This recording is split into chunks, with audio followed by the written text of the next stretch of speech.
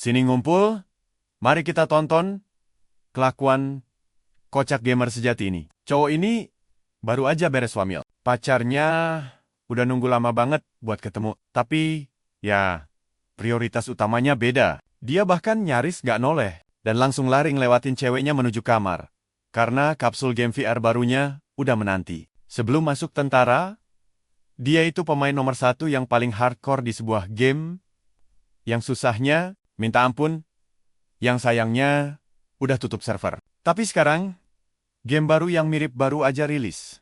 Dan dia udah nggak sabar nyoba. Masuk ke dunia game, layar pembuatan karakter muncul. Jadi, dia langsung pilih gaya rambut belah tengah yang keren banget dan masukin nama Kaiser. Terus, dia dilempar ke medan perang apokaliptik buat tahap tutorial. Grafik VR-nya emang gila banget. Tapi, pertama, butuh senjata dulu. Kaiser milih pedang dan ketemu Charlie, si Kapten Satria, yang bawa prajurit bayaran ini ke pertempuran. Situasinya suram dan Charlie takut bencana paling mengerikan bakal turun kalau mereka nggak menghentikan monster itu. Seketika, mereka diserang panah dan monster buas. Tapi sebelum Satrianya kelar ngomong, Kaiser langsung maju dan menghabisi semua makhluk di depan mata. Walau masih pemula. Di game ini, dia pamer skill ngebantai para monster muka dubuk ini buat balikin mereka ke hutan. Selama ini, dia sempat khawatir kemampuannya bakal luntur. Tapi nyatanya pergerakannya malah makin lincah. Kapten Satria itu sampai memujanya habis-habisan. Membuka sistem tingkat kesukaan di game ini. Sama kayak game sebelumnya. Si Kapten beneran percaya banget. Sampai dia nggak peduli lagi kalau jagoan kita ini berbuat kriminal. Memberinya gelar yang namanya afeksi maksimal. Selanjutnya, mereka harus membasmi penyihir gelap di dalam gerbang. Ketika tiba-tiba, monster lain merayap masuk ke kastil. Charlie berniat menahan garis depan dan nyuruh si pahlawan buat menghentikan sang pemanggil. Mempercayakan masa depan padanya. Kaiser aja kaget, Satria ini malah nekat ngelawan gerombolan monster. Padahal aslinya, NPC ini harusnya bantu ngalahin bos. Perilakunya emang diatur buat berubah sesuai tindakan pemain. Tapi, apa yang bersembunyi di balik pintu ini beneran mengerikan. Sampai-sampai sistem gamenya ngasih peringatan. Kaiser langsung sadar, ini tuh elemen tersembunyi. Mekanisme rahasia yang butuh kondisi dadakan buat dipenuhi. Sekarang, perhatikan baik-baik. Karena disinilah semuanya jadi makin seru. Pintu pun terbuka. Tapi, bukannya penyihir gelap, malah ada makhluk raksasa yang udah nunggu. Monster ganas terikat rantai. Diselimuti aura merah darah. Naga iblis berdarah besi ini menyambut mangsa barunya. Sementara Kaiser langsung merinding karena harus ngelawan bos legendaris di awal banget. Game baru ini emang pinjam banyak hal dari game The Block sebelumnya. Salah satu inspirasinya adalah sistem yang bikin peringkat dari normal, langka, heroik, sampai legendaris. Atau biasa disebut sistem tingkatan. Sistem ini juga berlaku buat semua monster boss di setiap level. Dan yang paling ngeri adalah monster unik yang bahkan punya nama khusus sendiri buat mereka. Dan seperti dugaan kalian, makhluk brengsek berwajah seram ini nyatanya adalah salah satu naga itu. Bos, dengan nama resmi, dia mengumpulkan lonjakan energi super besar dan mengaum dengan tekanan gila. Tekanan dahsyat ini bikin pemain kena efek stun. Memancing sistem buat ngeluarin beberapa layar notifikasi, ngasih tahu soal jenis spesies naga ini. Sekaligus, penurunan kemampuan fisiknya. Semua hal soal pergerakan turun 20-25%. Dan di titik ini, jagoan kita cuma bisa mikir dev gamenya. Lagi mabuk apa pas? Masukin makhluk ini ke dalam game. Satu-satunya hal bagus dari kadal raksasa ini cuma statusnya yang tertahan. Meski begitu, kena satu pukulan aja dari cakarnya, otomatis langsung dikirim ke alam baka. Kaiser sebenarnya udah pernah ngadepin situasi kayak gini di game Demlock. Lawannya bos monster ngeri yang cuma nyisain satu pilihan buatnya. Pilihan buat membunuh atau dibunuh. Pemain garang ini narik pedangnya dan menghindar dari serangan pertama. Pukulan yang menghancurkan tanah. Dia menghindar ke kanan sebelum lompat balik ke pertarungan dengan tebasan lebar. Ngasih tebasan telak ke naga itu. Auman kedua bikin monster itu ngasih efek stun lagi. Kaiser sadar dia bakal diinjak, jadi dia nangkis cakarnya pakai tebasan pedang. Lainnya, tapi malah terpental beberapa meter ke belakang. Gara-gara benturannya, dia ngecek sebentar berapa damage yang dia kasih, dan dari sejuta nyawa, pria ini cuma ngurangin 120. Dengan kata lain, dia harus fokus banget atau bakal jadi makan malam. Ini beneran tingkat kesulitan paling parah buat ukuran boss tutorial. Kaiser menebas naga itu lagi. Sambil ingat komentar-komentar gila yang dia baca di forum soal naga ini. Ternyata, bahkan pemain terbaik di game ini, nggak ada yang berhasil ngalahin makhluk itu. Tapi jagoan kita malah pamer gaya lewat tebasan.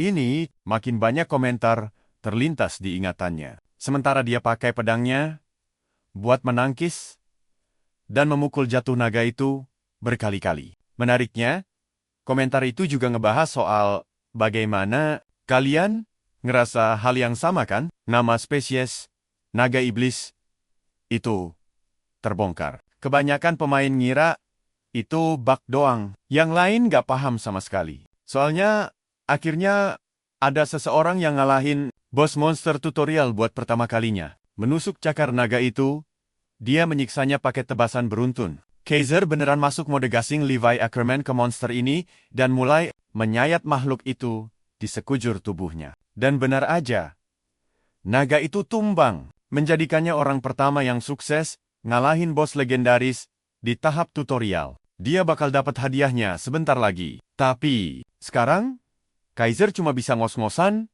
dan kehabisan tenaga. Kesel banget. Betapa keras kepalanya. Bos sialan ini, narik pedangnya.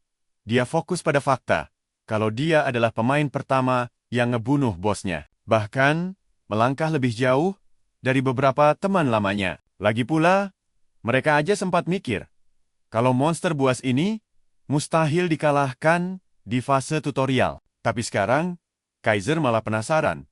Gimana kabar teman-temannya? Di luar sana, sebagai hadiahnya, dia dapat gelar sang pembunuh pertama dan ngebuka beberapa sifat buat gameplaynya. Yang pertama adalah Master Senjata. Yang kedua adalah Naga yang tersembunyi.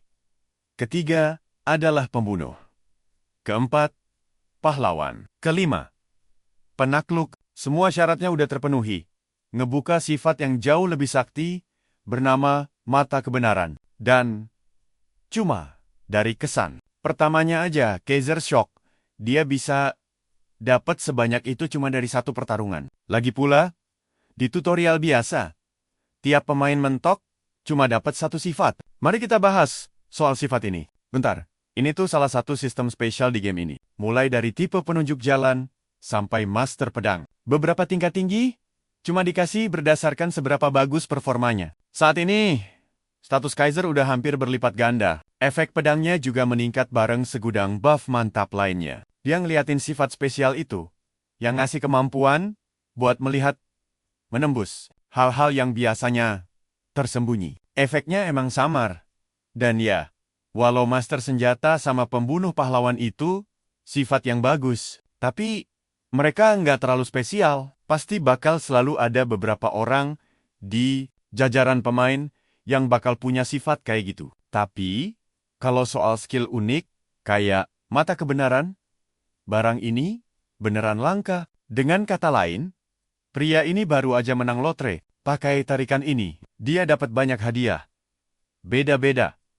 Dan ngebuktiin pencapaian luar biasa. Bahkan gelar yang didapat ngasih dia efek spesial buat ngasilin damage 10% lebih tinggi. Ke bos. Saat ini, si abang ngerasa kayak lagi hidup mewah. Apalagi nginget dia biasanya punya hoki paling ampas di game sebelumnya. Persis nasibku tiap buka peti di Counter-Strike. Ngomong-ngomong, dia menatap pintu yang perlahan terbuka. Nyatanya itu Kapten Charlie yang kelihatan berdarah dan memar. Pria ini tercengang ngelihat si pemain, dan nanya, apa Kaiser beneran berhasil ngebantai semua monsternya sendirian. Kapten ini sampai nggak habis pikir, gimana cowok ini bisa nggak luka parah.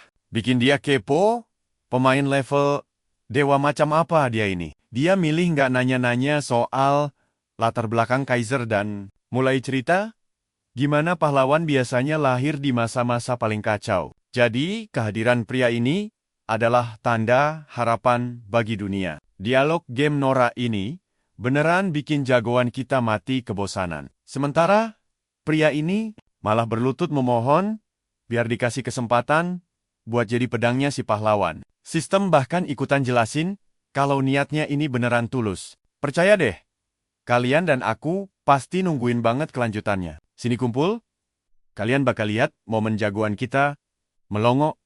Kaget dengar tawaran itu. Lagi pula, Charlie memang sudah mati di versi game ini. Jadi nggak ada bonus spesial. Tutorialnya sudah tegaskan kalau event ini terjadi di masa lalu. Mengira ini cuma basa-basi.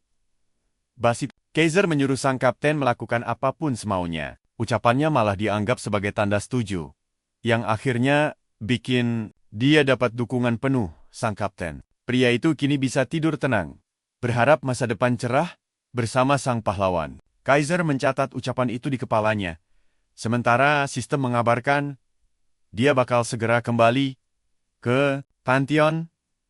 Portal raksasa tiba-tiba muncul, tepat di belakangnya. Waktunya keluar dari tahap tutorial. Tapi sebelum dia melangkah pergi, sang satria memanggil tuannya. Bertanya, kemana tujuan mereka selanjutnya? Kaiser mikir sebentar, lalu menjawab, kalau mereka bakal pergi kemanapun mereka dibutuhkan. Karena dunia ini lagi kacau. Sang satria langsung heboh, bertingkah seolah si abang baru saja mengutip filsuf Socrates, atau apalah. Intinya, proses teleportasi dimulai dengan hitungan mundur 5 detik. Kapten memberinya sebuah artefak sebelum waktu habis. Dan sebagai kata perpisahan, Charlie tersenyum sambil berterima kasih pada rajanya, berharap ada keselamatan. Setelah adegan itu, Kaiser langsung ditarik kembali ke Pantheon, disambut di tempat di mana pemain memilih dewa pelindung dan memulai jalan buat dapat berkah mereka. Dia mengagumi bangunan Pantheon yang ikonik itu. Tapi jujur saja, tempat ini cuma ruang gacha pada umumnya. Tempat yang sama persis, yang bikin banyak banget pemain menangis atau ketawa girang tergantung hoki. Karena dewa gacha menguasai nasib mereka. Karena pemain cuma bisa melayani satu dewa, jalan mereka ditentukan dari pilihan ini. Semua hal di game ini dibagi pakai sistem tier. Dewa-dewa juga punya tingkatan sendiri. Ada Fable, Hero, dan Mythic. Dewa Fable adalah makhluk yang jadi dewa dari cerita zaman purba. Dewa Hero adalah mereka yang berjasa besar buat umat manusia, sampai akhirnya naik pangkat. Terakhir, ada Dewa Mythic. Merekalah penguasa mitologi sungguhan, seperti Zeus atau Odin. Dari asal mitologi mereka masing-masing, sudah pasti Dewa Mythic itu tier paling mentok. Tiap kartu yang melayang di dimensi ini berisi dewa yang berbeda. Jadi, sistem menyuruhnya pilih satu. Tahu kalau hokinya selalu ampas. Jagoan kita ini santai saja. Tapi yang bikin dia melotot, ada satu kartu emas bersinar terang di antara yang lain. Dengan mengaktifkan mata kebenaran, Kaiser, perhatikan baik-baik. Disinilah semuanya jadi gila. Dia sadar skillnya bisa ngintip isi semua kartu. Kemampuan ini benar-benar curang parah. Karena dia otomatis tahu gacha mana yang paling OP dan tinggal pakai itu sesuka hati buat keuntungannya. Teman-teman party yang dulu selalu ngejek hokinya ampas, beneran bikin dia sakit hati dan depresi. Berat.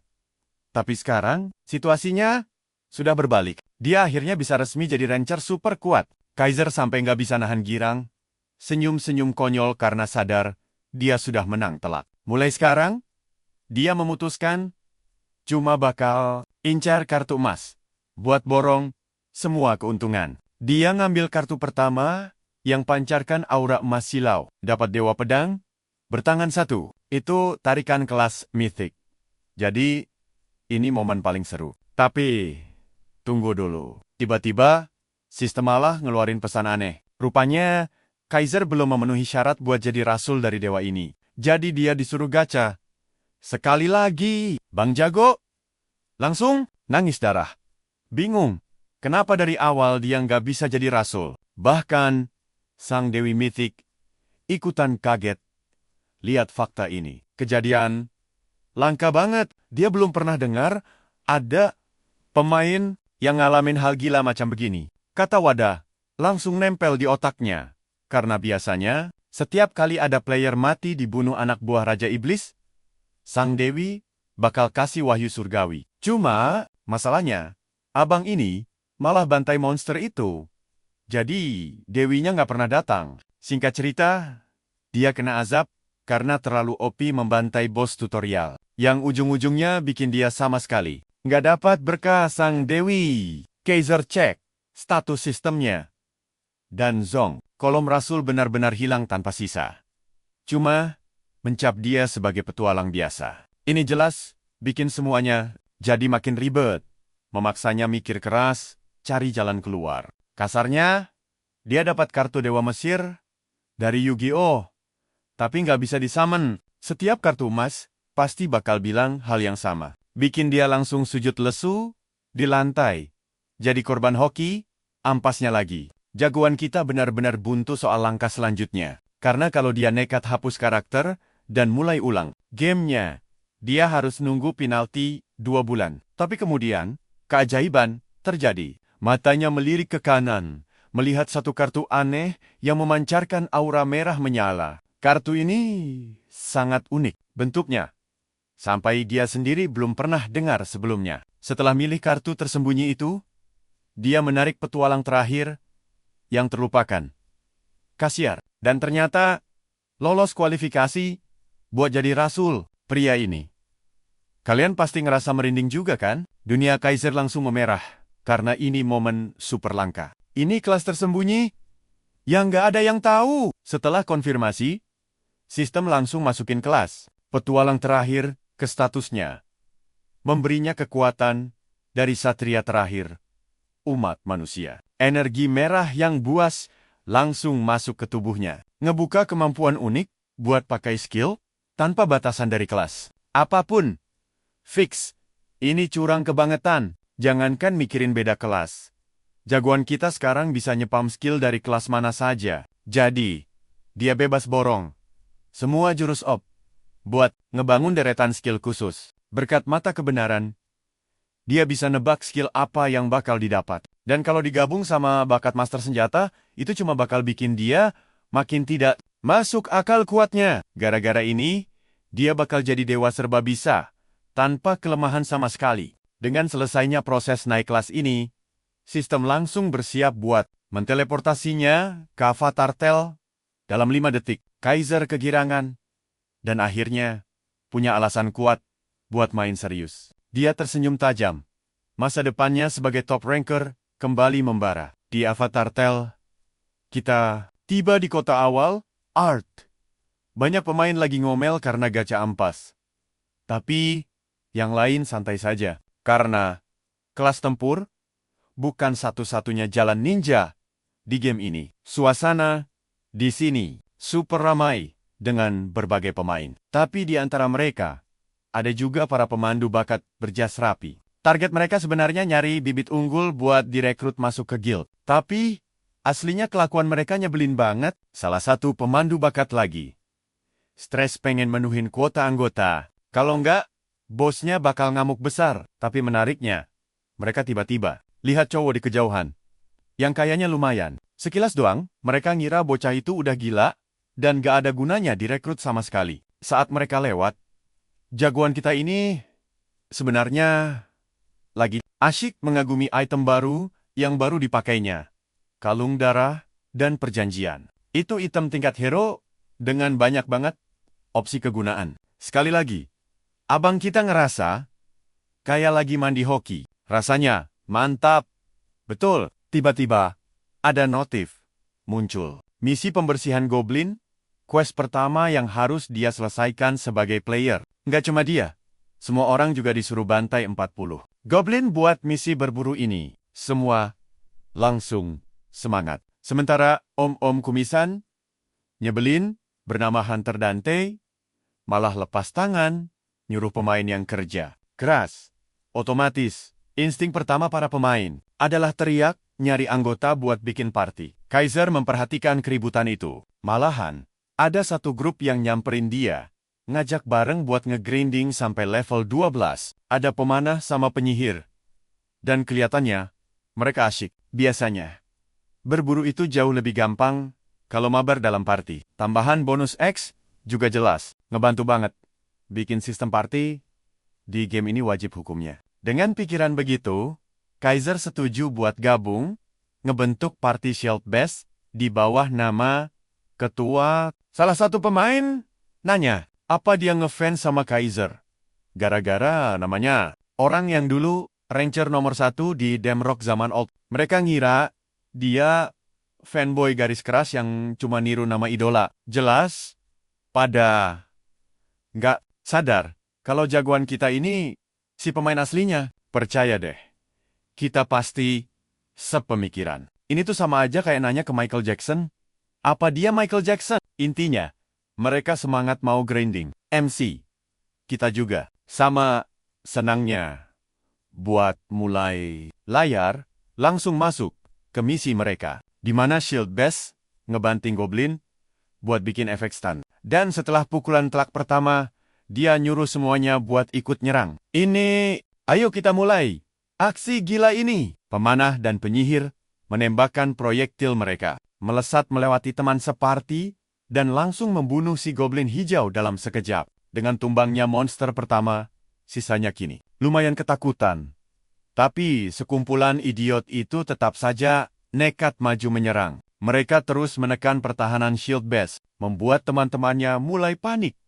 Melihatnya menahan serangan seberat itu, sang ketua tim menyuruh mereka segera menyerang, selagi dia menahan para Goblin. Tapi, ada satu masalah besar. Skill mereka masih cooldown. Karena mereka sibuk, jagoan kita langsung melompat masuk ke tengah pertarungan dari atas. Tepat di momen itu, pria ini mengayunkan pedangnya lebar-lebar, memusnahkan si Goblin dalam satu tebasan. Kelincahannya sangat gila sampai anggota party lainnya melongo. Kaget, Kaiser memijakkan kakinya kuat-kuat sebelum meluncur kembali ke kerumunan layaknya misil. Dia membantai beberapa Goblin dengan kecepatan kilat, menghabisi semuanya sekaligus, dan mendapat pujian luar biasa dari rekan-rekannya. Bahkan, sang ketua tim sampai berhenti sejenak untuk berterima kasih atas performa gilanya. Yakin quest ini bakal cepat selesai. Namun, ada satu masalah kecil di depan mata. Satu kelompok Goblin utuh baru saja tiba. Keparat-keparat hijau kecil ini tertawa sinis dan menunggu celah menyerang. Sang ketua tim langsung meneriaki mereka agar mundur dan melarikan diri secepatnya. Sayangnya, jagoan kita tidak peduli sama sekali, karena dia siap membantai semuanya dan langsung menerjang maju. Para Goblin kegirangan, mengira dapat mangsa gratis. Pria ini justru melompat tinggi ke atas, menatap mereka layaknya inkarnasi iblis sejati. Awalnya terasa tenang, lalu ledakan dahsyat meletus dari sisa pertarungan itu. Ini membawa kita kembali ke percakapan Kaiser dengan teman lamanya. Yang heran, kenapa dia selalu menerjang pertarungan paling mustahil. Jagoan kita tidak paham apa arti kata nekat, sementara teman-temannya sibuk menjelaskan bahwa dia selalu melompat duluan melawan bos atau monster kuat. Sang top ranker santai menjawab kalau dia tetap menang, mengabaikan semua bahaya. Kenekatan adalah, perhatikan baik-baik bagian ini, konsep bahaya tidak berlaku baginya. Saat orang ketakutan setengah mati menghadapi risiko sebesar itu, Kaiser malah sebaliknya. Dia tidak dalam bahaya. Dialah sang bahaya itu sendiri. Dan dia tidak akan berbasa-basi untuk menunjukkannya. Dia selalu bertarung penuh perhitungan. Yakin 100% akan menang. Ledakan barusan terjadi murni karena skill bernama Smash yang baru digunakannya. Kaiser mendaratkan serangan kritikal ke para goblin hijau itu. Kini hanya tersisa satu goblin gelap yang berbahaya.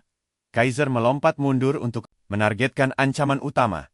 Tahu betul, kalau menghabisi musuh jarak jauh itu, wajib. Sambil meluncur, dia menebas beberapa prajurit yang menghalanginya. Si goblin gelap melepaskan proyektil beracun. Demi memperlambat gerakannya, tapi pria ini langsung mengaktifkan Trade Overcome untuk melampaui batasannya. Indera penciumannya menajam, memungkinkan pria ini menangkis serangan dengan sempurna, memberikan efek stun ke monster itu, lalu langsung mencabut nyawanya dalam sekejap. Dia kemudian berhadapan dengan monster lain dan menghabisinya juga. Kaiser menangkis serangan dengan keras dan penuh tekad, memberikan tebasan mematikan yang indah. Efek Trade Weapon Master langsung aktif, membuatnya bisa menggunakan skill Exploit Weakness. Jagoan kita sangat puas dengan perkembangannya.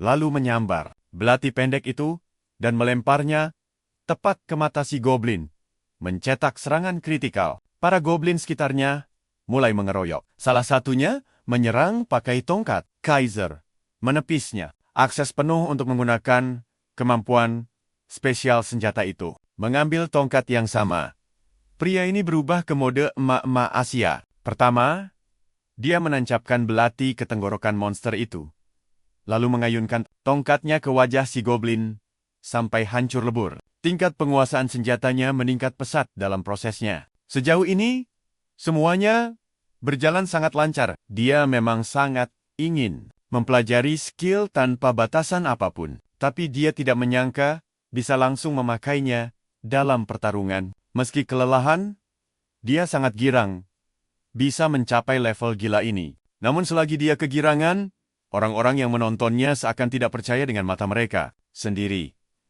Sang ketua tim tidak habis pikir bagaimana satu pemain bisa membantai segerombolan goblin, hal yang bahkan sulit bagi party berpengalaman. Pria ini ada di level yang benar-benar berbeda.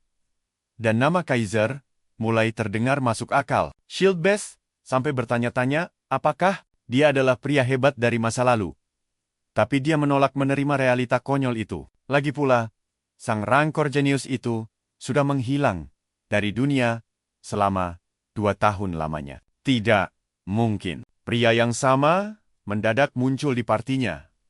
Kan, itulah yang dia pikirkan. Terus, siapa sebenarnya pria gila ini? Kaiser saat ini malah terlihat seperti psikopat, benar-benar haus akan kalian sepemikiran denganku kan? Shield Best mengira pria ini sudah benar-benar sinting, karena terlalu terobsesi pada masa depannya. Kembali fokus, Kaiser melihat mayat yang memudar, dan menyadari kalau belati serta tongkat itu akan lenyap bersama si monster. Tapi, tetap saja, dia senang berhasil melampaui batasan senjata. Dia pun membuka jendela status, memeriksa level, dan atribut poin terbarunya. Dari 1 perburuan, dia naik 3 tingkat sekaligus.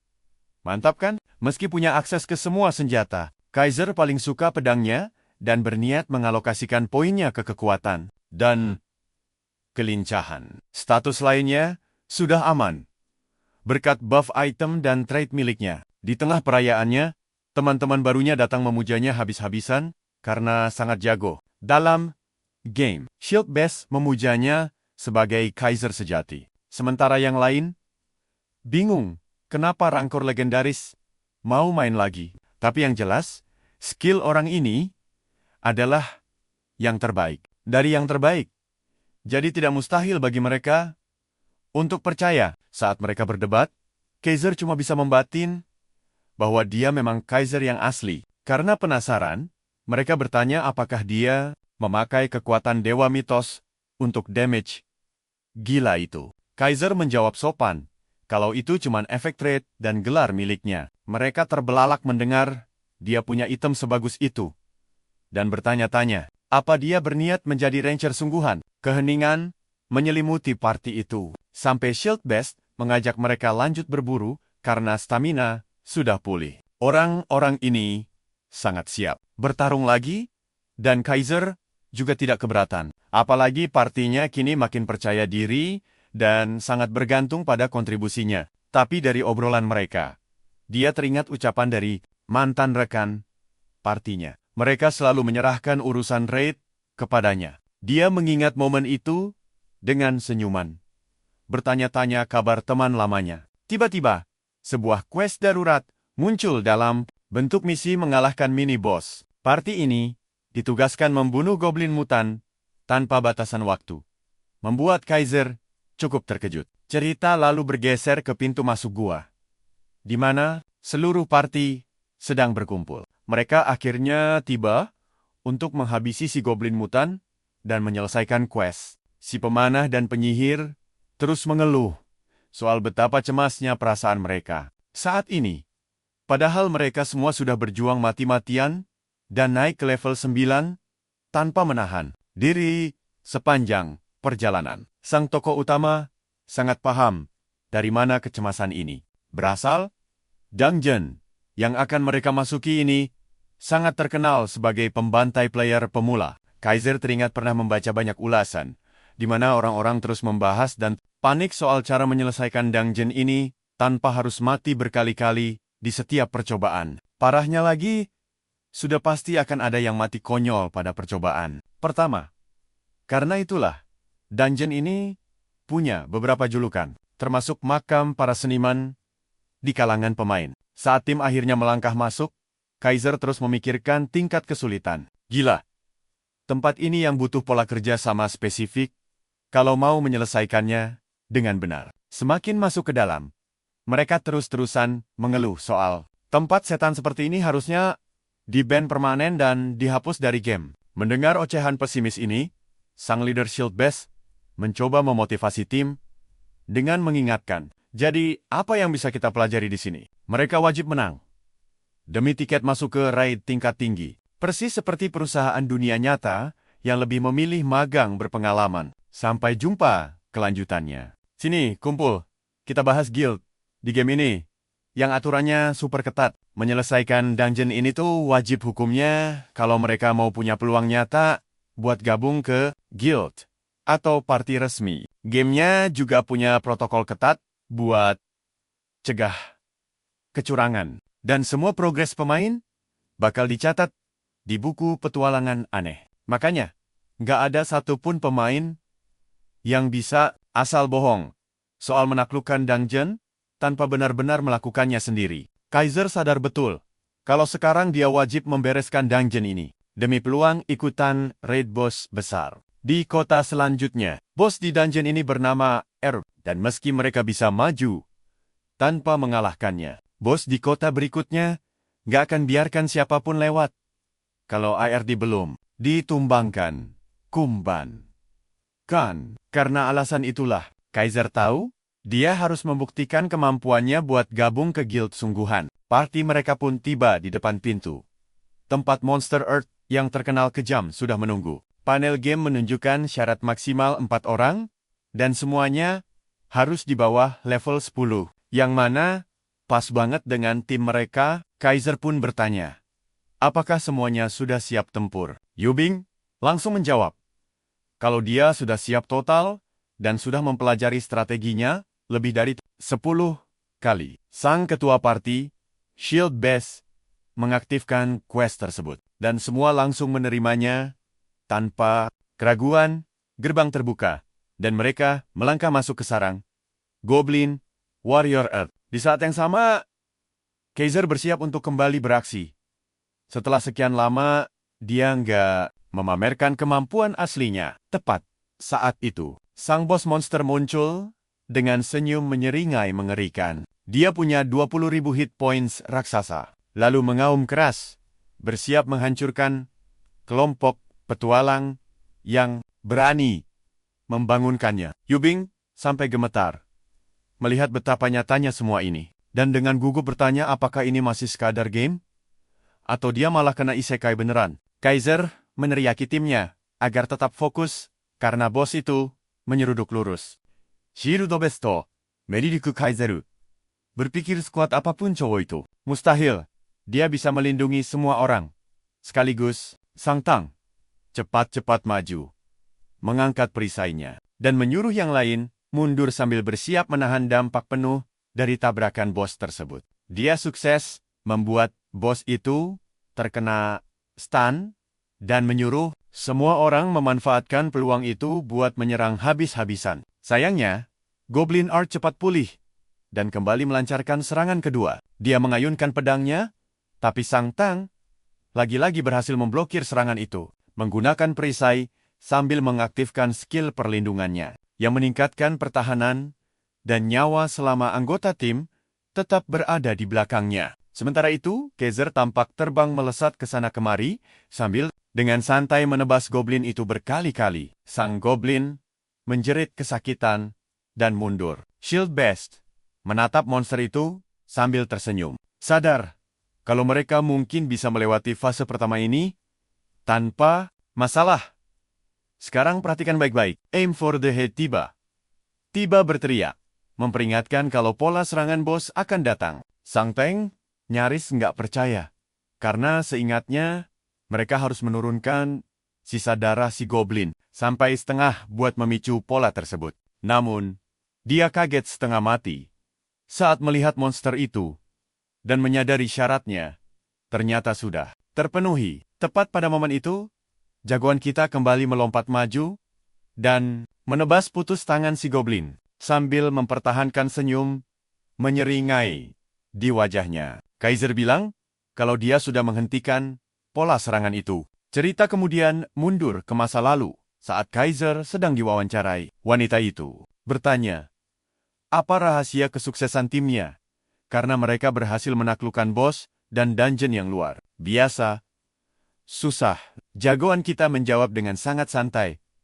Kalau mereka cuma fokus melakukan hal yang paling mereka kuasai. Sang pewawancara mengingat formasi standar yang butuh 4 peran, yaitu tank, damage per second, healer, dan support. Dia lalu menyinggung kalau party milik Kaiser ini sepertinya sama sekali tidak punya peran tank dan bertanya, gimana caranya mereka bisa raid tanpa itu? Kaiser mengakui kalau tank itu bagian penting dari tim manapun, apalagi buat urusan membatalkan pola serangan bos besar. Tapi, dia bikin bak pewawancara itu syok berat setelah mengungkapkan kalau dialah yang mengambil alih peran tersebut. Kembali ke masa kini, Art dibiarkan menjerit kesakitan setelah pola serangannya digagalkan paksa dan lengannya ditebas. Shield Beast benar-benar nggak percaya dengan pemandangan di depannya karena sebatas yang dia tahu,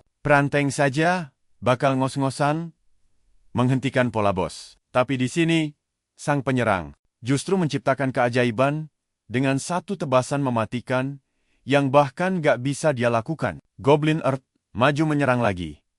Tapi sekali lagi, ditebas jatuh oleh Kaiser dengan gampang. Sang Archer kegirangan dan menyadari kalau attacker tim mereka ini cuma mengincar titik-titik vital musuh. Sampai di titik ini, Kaiser sudah berhasil membatalkan pola lainnya. Dan bos itu sekarang cuma punya sisa hit points 1/4 doang. Shield Beast berteriak menyuruh timnya bersiap menyambut fase kedua. Sang Mage dan Archer langsung pasang kuda-kuda. Nggak mau biarkan Kaiser mengambil semua panggung sendirian. Prajurit Goblin Mutan itu kemudian membangkitkan kemampuannya dan masuk ke mode ngamuk alias Berserk. Jagoan kita sudah menduga hal ini bakal terjadi.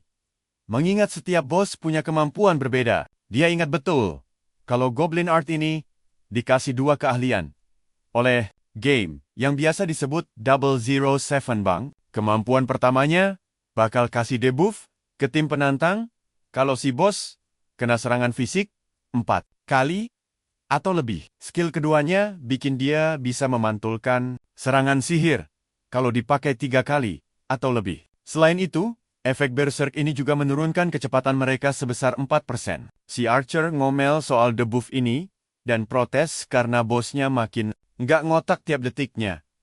Padahal dia belum ngapa-ngapain di pertarungan ini. Di sisi lain, Kaiser tetap santai dan nggak terpengaruh sama sekali. Kemampuan khususnya bikin cowok ini kebal dan mengabaikan efek Berserk sepenuhnya, yang malah bikin dia kegirangan. Kalian mikir hal yang sama kayak aku kan? Saat Shield Beast menyuruh timnya fokus menghindar, Kaiser punya rencana berbeda. Dia terang-terangan berniat untuk membantai monster itu sendirian, dan langsung maju menyerbu. Art menebas balik, seolah dia punya peluang menang. Tapi, karakter utama kita terlalu overpower dan membelah monster itu. Bikin semuanya kelihatan terlalu gampang. Sementara itu, sang Archer dan Mage masih melongo bingung kenapa Kaiser kebal dari semua debuff. Bahkan, Shield Base sudah buang jauh-jauh pikiran soal kalah di pertarungan ini. Dia menatap Kaiser dengan kaget dan masih bertanya-tanya, apakah cowok ini benar-benar Kaiser sang legenda? Di titik ini, mereka bertiga cuma bisa bengong jadi penonton saat Kaiser terus menebaskan pedangnya ke si Goblin. Di tengah pertarungan epik itu, jagoan kita naik ke level 10. Dan keahlian pedangnya menembus level 7. Berkat ini, damage pedangnya meningkat tajam sebesar 7%. Dia melesat cepat ke arah Goblin buat eksekusi terakhir. Dan sekejap muncul di depannya, membelah monster itu tepat di tengah. Dengan tebasan ini, sistem game menginformasikan kalau bos, mutan Goblin Ardai sudah dikalahkan. Dan dungeon resmi ditaklukkan. Alih-alih selebrasi, Shield Base malah masih ngelamun. Berusaha keras mencerna apakah orang di depannya ini beneran Kaiser yang legendaris itu, dan bukan sekadar pemain tiruan murahan. Mendengar hal itu, dua orang lainnya ikutan shock berat. Sistem game kemudian memberitahu kalau mereka baru saja memecahkan rekor dan merebut juara pertama di peringkat batas waktu. Hadiah langsung dibagikan berdasarkan kontribusi dan sesuai tebakan. Kaiser mengambil peringkat pertama di dalam tim. Dia mendapat atasan merah sang pemimpin dan setumpuk item Goblin lain yang palingan nggak bakal dia pakai. Lebih gilanya lagi, dia juga dapat julukan The Throne of the Time Attack yang mendongkrak status kecepatannya sebesar 10%. Kaiser berdiri dengan bangga karena dia bisa bersinar sekali lagi. Melihat layar sistem mereka, semua orang langsung kegirangan. Lihat drop item tingkat dewa yang baru saja mereka panen. Sang Archer dan Mage mulai memuji jagoan kita habis-habisan. Tapi dia cuma balas senyum tipis. Shield Base kemudian angkat bicara sambil ketakutan. Meminta Kaiser buat ngecek nama di daftar peringkat. Karena si Tank adalah ketua party, namanya lah yang terpampang gede di layar. Dia minta maaf banget karena nggak kepikiran mengganti nama sebelum mereka masuk ke dungeon. Kaiser langsung paham dan sadar kalau punya nama di peringkat, apalagi juara 1, pasti jadi hal yang super penting. Bahkan, ada peluang besar buat diterima masuk ke dalam 10 guild teratas. Berkat pencapaian gila itu, meski ini cuma dungeon level pemula, mereka tetap sukses mencuri sorotan dari pemain top bernama Annihilation. Kembali ke party, Sang Tang lagi-lagi minta maaf dan menawarkan uang kompensasi buat menebus kesalahannya. Jagoan kita senyum dan memaafkannya. Karena hal begini wajar terjadi. Jadi, kalian siap kan? Lihat kelanjutan cerita gila ini? Sistem otomatis mencatat, sini kumpul bareng gua. Kita lihat aksi kocaknya. Dia sama sekali nggak nyangka bakal juara 1. Dalam hati sih, senang. Soalnya, jadi pusat perhatian itu ribet banget. Lagi pula, yang paling penting di sini adalah hadiahnya. Set prajurit, walaupun tingkatannya beda-beda. Ini salah satu barang terbaik yang bisa didapat di tempat ini. Karena jagoan kita dapat semua bagian dari setiap tingkatan. Dia pikir gelar peringkat itu nggak bakal bisa ngerusak suasana hatinya. Melihat senyum aneh di wajah Kaiser, si Tank nanya, apa ini beneran aman? Jagoan kita santai aja. Dan nyuruh mereka buat tenang. Sedikit, kelompoknya mulai cari muka karena dia sangat baik hati. Sampai tiba-tiba, sistem ngasih pengumuman kalau dungeon bakal segera ditutup. Shield Base bilang ke teman pemanahnya kalau dia awalnya ngira rumor tentang Kaiser itu terlalu berlebihan. Tapi, sekarang dia beneran paham orang sehebat apa Kaiser itu sebenarnya. Cowok kita ini sadar kalau kelompoknya masih diam di sana dan nanya apa mereka mau menetap di dalam dungeon. Pertanyaan itu bikin mereka sadar dan langsung lari kencang menuju portal. Balik lagi ke desa, mereka jalan menuju tempat ahli kimia di gang belakang. Kelompok itu masuk ke tokonya dan langsung melongo. Lihat betapa bedanya tempat itu dari dalam. Kaiser menyadari ada sosok berkerudung berdiri di belakang meja kasir dan nebak kalau itu pasti Caldo, si ahli kimia. Melihat mukanya yang kusut, semua orang mulai ragu sama misi ini. Si ahli kimia mulai ngejek mereka. Nanya apa mereka. Udah nyerah dan ngingetin kalau dia masih butuh banyak darah buat penelitiannya. Cowok kita langsung ngegebrak meja pakai botol darah. Bikin dia kaget banget. Karena ini bahkan belum ada 40 menit berlalu. Melihat wajah penuh percaya diri kelompok itu, si ahli kimia tersipu malu kayak anak kecil. Sistem ngasih tahu Kaiser kalau dia dapat sedikit emas dan cincin perak buatan pria itu. Dengan begitu, misinya selesai dan mereka semua sekarang bisa pindah ke benua utama. Semuanya mulai perayaan heboh banget, seolah mereka baru aja menang lotre. Layarnya lalu memunculkan notifikasi baru kalau Kaiser juga dapat hadiah spesial dari Caldo. Dia menyimpannya buat nanti, dan malah buka hadiah tiket kemampuan tingkat rendah. Layarnya mulai mancarin cahaya aneh, dan kartu-kartu berhamburan memenuhi ruangan. Pakai kemampuan mata kebenarannya. Dia sadar kalau sebagian besar kartu itu beneran biasa banget. Dia lalu lihat kemampuan tebasan beruntun. Kemampuan yang sama yang dia pakai waktu di Demrock. Kaiser ingat kalau undian tiket ini ngasih kemampuan acak dari tingkat biasa sampai legendaris. Tiba-tiba muncul pesan kalau sistem akan segera ditutup dalam beberapa detik ke depan. Perhatikan bagian ini.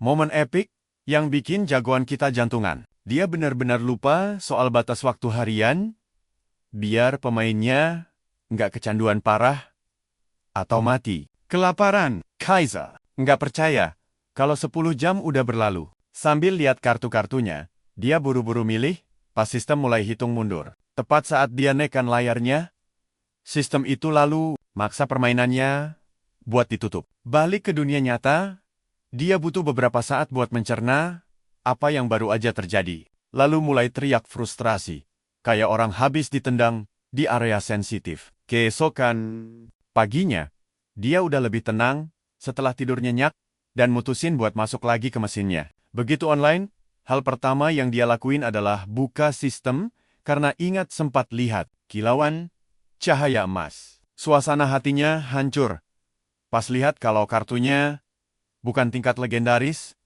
dan ngira kalau keberuntungannya udah habis. Otaknya langsung ngeblank. Sebentar, waktu lihat dia malah dapat kemampuan serangan bokong. Keahlian super kuat ini jadi alasan kenapa banyak petarung jarak jauh ogah cari. Gara-gara sama para pembunuh bayaran, sejauh apapun mereka jaga jarak. Kemampuan ini bikin si pembunuh bisa mendekat secepat kilat. Kaiser mulai senyum kayak orang gila waktu sadar dia dapat kemampuan itu, padahal dia bukan pembunuh bayaran. Kalau dia dapat beberapa kemampuan gila lagi kayak gini, dia bakal jadi sosok yang benar-benar tak terkalahkan. Tiba-tiba, ada cowok sok jago lewat, pamer habis-habisan ke pacarnya kalau dia itu pemain pro. Pas pasangan itu lihat, muka gila si cowok kita. Mereka berdua ketakutan dan langsung putar balik. Akhirnya sadar dari lamunannya, Kaiser mutusin buat pakai perlengkapan yang dia dapat. Tampil keren dengan gaya baru, dia ngerasa ini saat yang tepat untuk pergi ke benua utama. Saat portalnya muncul, dia ingat kalau dia bahkan belum pamitan ke kelompok yang bareng dia tadi. Walaupun dia mulai merasa nyaman sama mereka, dia pikir kalau ini pasti udah takdir, dan akhirnya melangkah masuk. Masuk ke cerita utama. Semua pemain yang berhasil keluar dari Ord kelihatan bahagia banget bisa injak daratan utama. Beda dari tempat awal tadi, yang dibagi jadi peladen per negara, orang-orang dari seluruh dunia bisa kumpul di sini. Titik awal perjalanan ini adalah kota Raven. Saat cowok kita jalan masuk ke dalam kota, sepasang satria berkuda lewat. Nyeret seorang kriminal. Nah, kalian ngerti kan maksudnya? Tameng pemula. Udah habis. Sistem ngasih tahu kalau tempat dan pekerjaan baru udah terbuka. Tapi perlindungan pemulanya resmi dicabut. Melihat pesan sambutan itu, Kaiser sadar. Kenapa game ini masuk tingkat atas? Seorang karakter komputer gendut yang ramah muncul dan nawarin bir gratis. Buat dia. Yang lain juga pada nongol, nawarin barang gratisan, yang bikin dia sempat melamun. Dia lalu berhasil sadar lagi. Ngomong ke dirinya sendiri. Kalau semua ini bisa dilakuin nanti. Sambil meregangkan tangan, dia mikir harus pergi berburu kemana sekarang. Beberapa saat kemudian, dia sibuk ngebantai monster di luar kota. Set prajurit itu ngasih kerusakan tambahan buat ngelawan goblin. Dan juga efek kekuatan yang super gila. Pakai kemampuan tebasan kilatnya. Dia melesat, melewati para monster. Mengubah mereka jadi daging cincang. Gila banget. Setiap kali dia bunuh monster, pedang besarnya jadi makin kuat. Senjatanya aja dari awal udah kelewat batas. Tapi fakta, kalau pedangnya bisa makin mematikan, bikin dia semangat banget. Melihat layar kemampuannya, dia sadar kalau level berikutnya udah ada di depan mata. Tiba-tiba, kemampuan mata kebenarannya aktif. Dan dia ngelihat ada orang sembunyi di balik semak-semak. Preman yang ngumpet itu mulai ngiler. Waktu lihat set prajurit dan mikir kalau dia baru aja dapat durian runtuh. Nggak sabar lagi, dia langsung maju bawa pisaunya. Tapi serangan itu dengan gampang ditangkis sama Kaiser. Penyamarannya akhirnya hilang. Dan cowok kita menatapnya tajam dengan aura yang menyeramkan. Pria itu lompat mundur ketakutan dan teriak nyuruh anak buahnya buat segera nyerang. Seorang pemanah tiba-tiba nembakin panah ke arah Kaiser. Tapi panahnya mental gitu aja, kayak bola kertas. Pria lain bawa kapak nekat maju. Cuma buat serangannya ditangkis kayak rakyat jelata yang menyedihkan. Cowok kita lalu menebas tubuh si preman. Sementara dua orang lainnya sadar kalau mereka udah cari masalah sama orang yang salah. Pembunuh bayaran pengecut itu langsung kabur. Tapi nggak bisa jauh, karena Kaiser tiba-tiba muncul. Di depannya, nanya, apa bayi kecil ini lagi nyari orang tuanya? Kaiser ingat, gimana para pembunuh pemain kayak gini juga pernah ada di game sebelumnya. Hampir semua game pasti punya pemain ampas begini. Bahkan, Raja game sekelas Sword Art Online juga punya gerombolan pengecut rendahan yang suka nyuri dari orang lain atau cuman sekedar cari kepuasan dari bunuh pemain lain. Game yang satu ini juga punya pemain kayak gitu. Dan gamer pro, kita kenal mereka dengan sebutan pemburu pemula. Bukan pembunuh pemain atau PK. Ceritanya balik lagi ke game di mana pahlawan kita berdiri di depan si ayam penakut yang hampir ngompol di celananya. PK amatir ini bingung. Gimana? Bisa pendekar pedang? Biasa pakai serangan bokong yang harusnya cuma milik pembunuh bayaran. Tapi sebelum dia bisa pecahin misteri di balik semua ini, bocah pembunuh itu keburu dihabisi duluan. Kaiser juga ngebunuh teman-temannya yang punya nama konyol kayak bukan ibumu. Alih-alih nganggap Kaiser sebagai kriminal dan ngasih dia hukuman. Kecerdasan buatan dalam game. Itu paham kalau apa yang dia lakuin cuma murni pembelaan diri. Tapi setelah ngurus para pemburu pemula ini, jagoan kita jadi ingat sama teman-teman baiknya. Waktu di Arta, dia lalu nyimpan barang-barangnya biar nggak narik perhatian pembunuh pemain lain dan lanjut buat nyelesain misi. Lainnya, nggak butuh waktu lama. Cowok itu berhasil nyelesain banyak misi dan naik ke level 17, ngebuka gerbang barat. Buatnya, Kaiser dengan sifat aslinya langsung nerobos gerbang itu dan masuk ke hutan di sebelah barat kota Raven. Di perjalanan, dia bahkan udah diperingatkan sama NPC betapa bahayanya wilayah berburu ini. Jadi apa? Kita bakal biarin dia mati. Jelas gak? Pahlawan kita sadar kalau aura mencekam di sini berasal dari rimbunnya hutan dan serangga raksasa yang mengerumuninya. Sini kumpul, kita tonton tempat super gila ini. Penuh goblin licik yang suka menyergap. Saking susahnya, para pemain sampai bikin aturan mutlak. Siapapun yang masuk ke sini wajib bawa minimal 3 orang. Makanya, area gerbang barat penuh banget sama pemain yang sibuk cari anggota tim. Semua demi memperbesar peluang bertahan hidup di zona maut ini. Ada yang cari penyerang atau pelindung, ada juga yang butuh penyembuh. Tapi lucunya, banyak yang ogah main kelas penyembuh karena membosankan dan susah banget naik levelnya. Terus saat Kaiser kita ini jalan sendirian, orang meremehkannya. Dia diejek sebagai pecundang kere yang tidak punya teman main. Jagoan kita cuma menghela napas gembira. Masuk ke hutan lebat, dia dengan santai menebas habis para goblin yang malah kaget terkena serangan mendadak darinya. Ada satu goblin merasa beruntung lalu melompat, tapi meleset total dan langsung remuk di tempat. Satu goblin pemanah mencoba membidik, tapi Kaiser lebih pintar. Dia langsung melemparkan pedang besarnya dan membelah tubuh atas monster itu. Kehilangan pedang berarti efeknya juga hilang. Para goblin pikir mereka punya peluang menang sekarang. Tapi cowok legendaris ini punya senjata cadangan. Dia memakai kapak, lalu menusuk dari belakang dan menebas mereka ke bawah. Goblin dihabisi satu persatu. Penguasaan kapaknya bahkan naik satu tingkat. Setelah misi selesai, dia merasakan sesuatu mendekat dari belakang. Seekor kelabang raksasa datang untuk mencari makan. Burung-burung berhamburan dari pohon. Karena keributan yang mendadak itu, Kaiser melompat ke udara.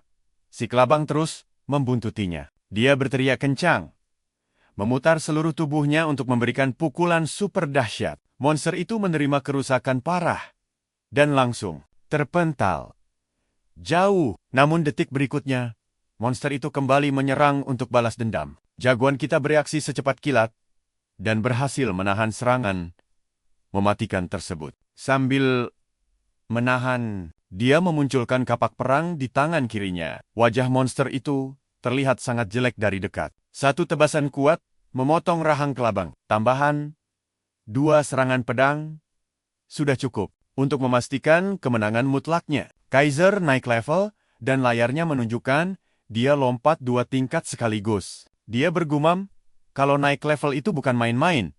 Tapi sejauh ini berjalan sangat lancar. Setelah menyapu bersih sebagian besar misi, perhatiannya beralih ke misi biasa di gerbang barat. Tugasnya adalah mencari dan mengambil Leontine, seorang gadis yang hilang. Dia bersiap karena sudah tahu persis lokasinya. Di perjalanan, dia melihat petualang lain, antre panjang, menunggu giliran mereka. Kaiser langsung mengenali sebuah pohon sebagai tempat Leontine itu muncul. Sementara itu, terdengar keluhan orang-orang tentang antrean yang sangat panjang dan membosankan. Di tengah gerutuan itu, dia tidak sengaja menguping sebuah obrolan tentang perintah eksekusi para pengacau. Nah, perhatikan baik-baik. Situasi mulai menegang di sini.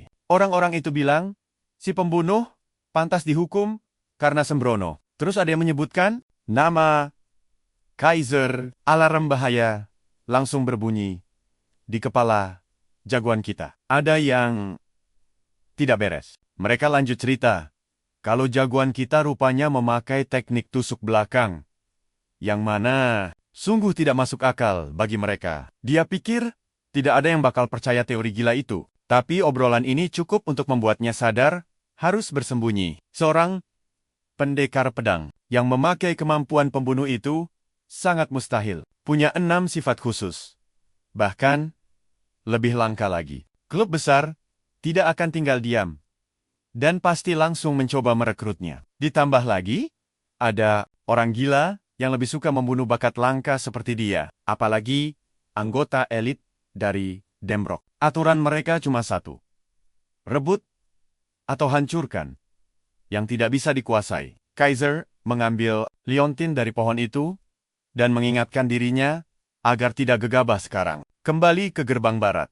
Camilla tersenyum bahagia saat menerima Leontine-nya. Dia langsung mengucapkan banyak terima kasih pada jagoan kita atas bantuan itu. Kaiser menerima 1 koin emas, sedikit pengalaman, dan hadiah spesial. Saat itu juga, dia naik ke level 20. Ada tiket kemampuan sebagai hadiahnya. Camilla bilang, liontin itu barang paling berharganya, tapi dia rela memberikannya pada Kaiser. Jagoan kita berterima kasih dan berpesan agar tidak menghilangkannya lagi. Camilla mengangguk, senang. Dan saat dia tersenyum, kemampuan daya tarik maksimal Kaiser aktif. Tingkat kesukaan Camilla melonjak drastis. Lonjakan tiba-tiba itu bikin Kaiser kaget saat pergi. Dia berpikir, mungkin ini efek karena dia masih gadis muda. Tanpa buang waktu, dia langsung bersiap untuk misi gila selanjutnya. Dia harus menaklukkan ruang bawah tanah di luar gerbang barat.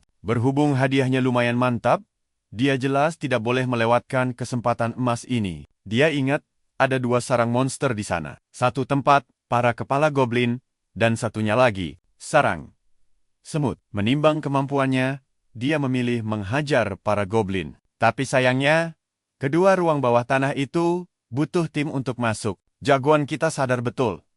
Dia tidak boleh menunjukkan kekuatan aslinya sekarang. Jadi, dia berjalan mendekat dengan gaya sok cupu. Para petualang sibuk berlarian ke sana kemari, mati-matian mencari penyihir level 20. Sementara itu, pengumpul barang dan tukang senjata ikut berteriak, meramaikan kekacauan. Area itu jadi super berisik seperti pasar malam. Jagoan kita sampai kaget melihat pemain tipe produksi berkumpul di pintu masuk. Dia menyadari, pencuri dan orang terlalu optimis pasti langsung ditolak mentah-mentah. Di saat yang sama, orang-orang mengerubungi penyihir bagai semut, memohon agar mereka, kalian, dan aku pasti setuju. Sistem ini kacau. Kelas penyihir dianggap seperti dewa. Dia juga baru sadar kalau pendekar pedang sepertinya benar-benar tidak berguna di sini. Namun, tiba-tiba seseorang memanggilnya dari belakang. Ada pemain yang mengajaknya bergabung. Kalau dia masih sendirian, Kaiser memastikan apakah mereka tahu dia cuma pendekar pedang level bawah. Dan mereka mengangguk paham. Mereka beralasan, cuma mau menyelesaikan misi biasa. Jadi butuh 1 anggota acak untuk memenuhi syarat. Jagoan kita mulai curiga, tapi memutuskan untuk ikut bermain peran. Dia setuju.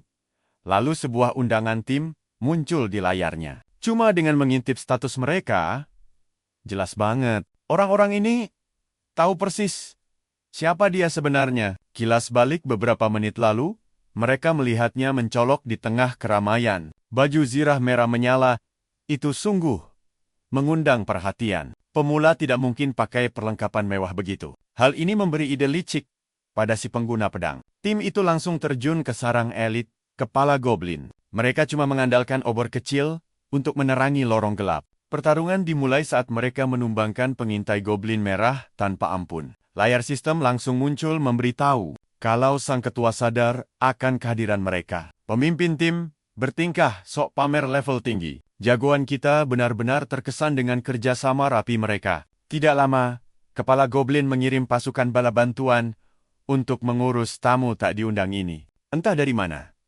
puluhan mata merah menyala, terbuka dalam gelap. Dinding bergetar saat serangan besar datang. Tiba-tiba sok baik hati, tim itu bertanya, apa Kaiser mau melawan semuanya sendirian? Mereka berjanji akan membantu kalau situasi memburuk. Gadis penyihir menimpali, bilang, ini kesempatan emas untuk menguji sinergi tim. Dia bersumpah pasti akan melindunginya. Kaiser merasakan jebakan di mana-mana, tapi dia bukan pengecut yang lari ketakutan. Dia maju menyerbu gerombolan goblin dengan 1 tebasan bersih, memotong leher monster seolah sedang mengiris tahu. Kecurigaan sang ketua akhirnya terbukti benar. Insting bertarung Kaiser sangat tajam, seperti pemain lama. Dialah target buruan mereka selama ini. Pemimpin licik itu menyuruh pelindungnya menilai kemampuan si anak baru. Pria itu menjawab, kemampuannya bukan kelas 2. Menghindarnya tajam dan pukulannya sangat telak. Dan disinilah kita berhenti. Percayalah, kalian wajib banget nonton kelanjutan cerita gila ini. Sini kumpul, kita bahas kelanjutan yang makin gila ini. Si ketua merasa ada yang aneh. Bocah baru ini tidak mungkin bisa mengalahkan pro sekelas Assassin Boy 69. Kaiser memang cepat. Tapi assassin itu beda kasta, bos. Punya skill menghilang dan racun. Kelas player versus player ini paling curang. Bahkan bisa menang lawan 3 orang sekaligus tanpa keluar keringat sama sekali. Capek mikir kejauhan. Si cewek penyihir menyuruh mereka santai saja. Tujuan akhir mereka cuma buat buang dia ke parit. Jadi, detailnya tidak penting. Mendengar itu, si ketua langsung memberi perintah kepada si Teng untuk menjalankan rencana busuk mereka. Ketiganya merayap perlahan dari belakang, berakting seolah mau kasih bantuan. Sementara itu, Kaiser sadar penuh dengan keadaan sekitarnya. Bahkan, saat dia membantai goblin, layaknya memotong kayu bakar. Rekan timnya terus memujinya, seolah yakin dia bisa menyelesaikan dungeon ini sendirian dengan ilmu pedang. Itu jagoan kita.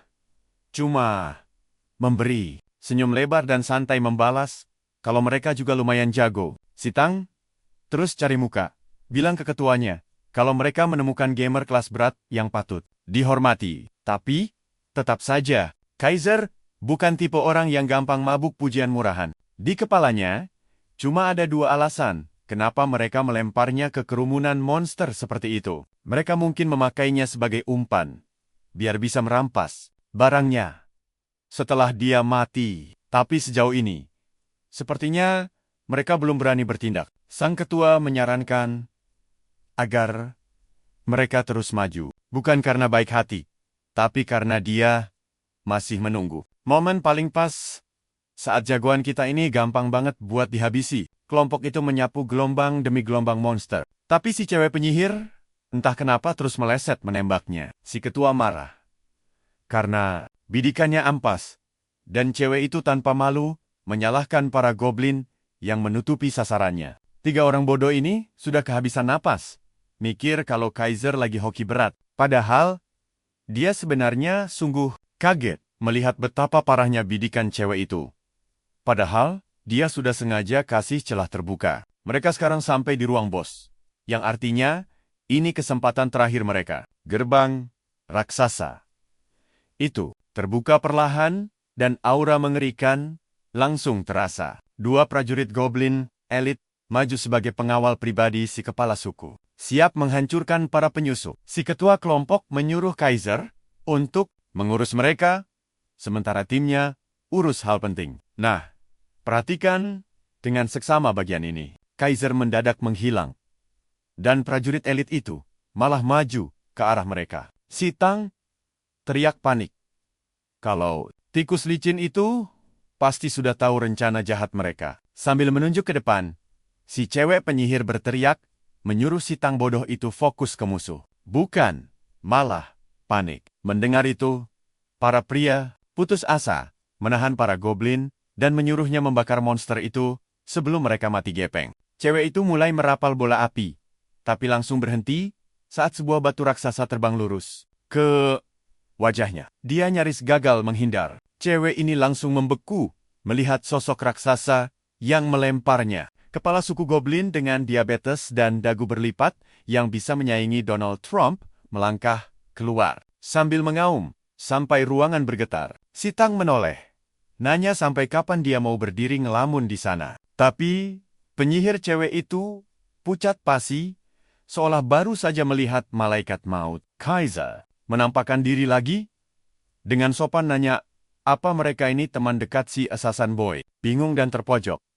Dia keceplosan ngomong jujur, tapi memohon ke Kaiser buat bantu beresin dungeon ini sebelum mereka selesaikan urusan pribadi. Lagi pula, membersihkan dungeon seperti ini hampir mustahil tanpa tim lengkap. Kaiser mengangguk dan setuju, kalau, secara logika, cewek itu memang 100% benar. Dia membuang napas lega, mengira Kaiser sudah sadar diri, sampai akhirnya sebuah pedang sepanjang 2 kaki menembus dadanya, tepat di posisi jantungnya. Lewat tindakan itu, Kaiser mempertegas kalau dia sama sekali tidak peduli sama pilihan logis. Sementara 2 lainnya masih sibuk gulat sama prajurit goblin elit. Kaiser dengan santai menerima notifikasi hadiah setelah membantai orang jahat. Dia puas banget lihat rencananya berhasil sempurna. Saat tentara elit muncul, Dia memakai skill tusuk punggung pada mayat terdekat. Skill assassin itu bikin dia bisa menghilang di depan mata tanpa ketahuan siapapun. Setelah itu, dia cuma sembunyi dan menunggu 3 sekawan ini sibuk bertarung. Si ketua menatapnya tidak percaya, mempertanyakan apakah otak bocah ini sudah sepenuhnya rusak.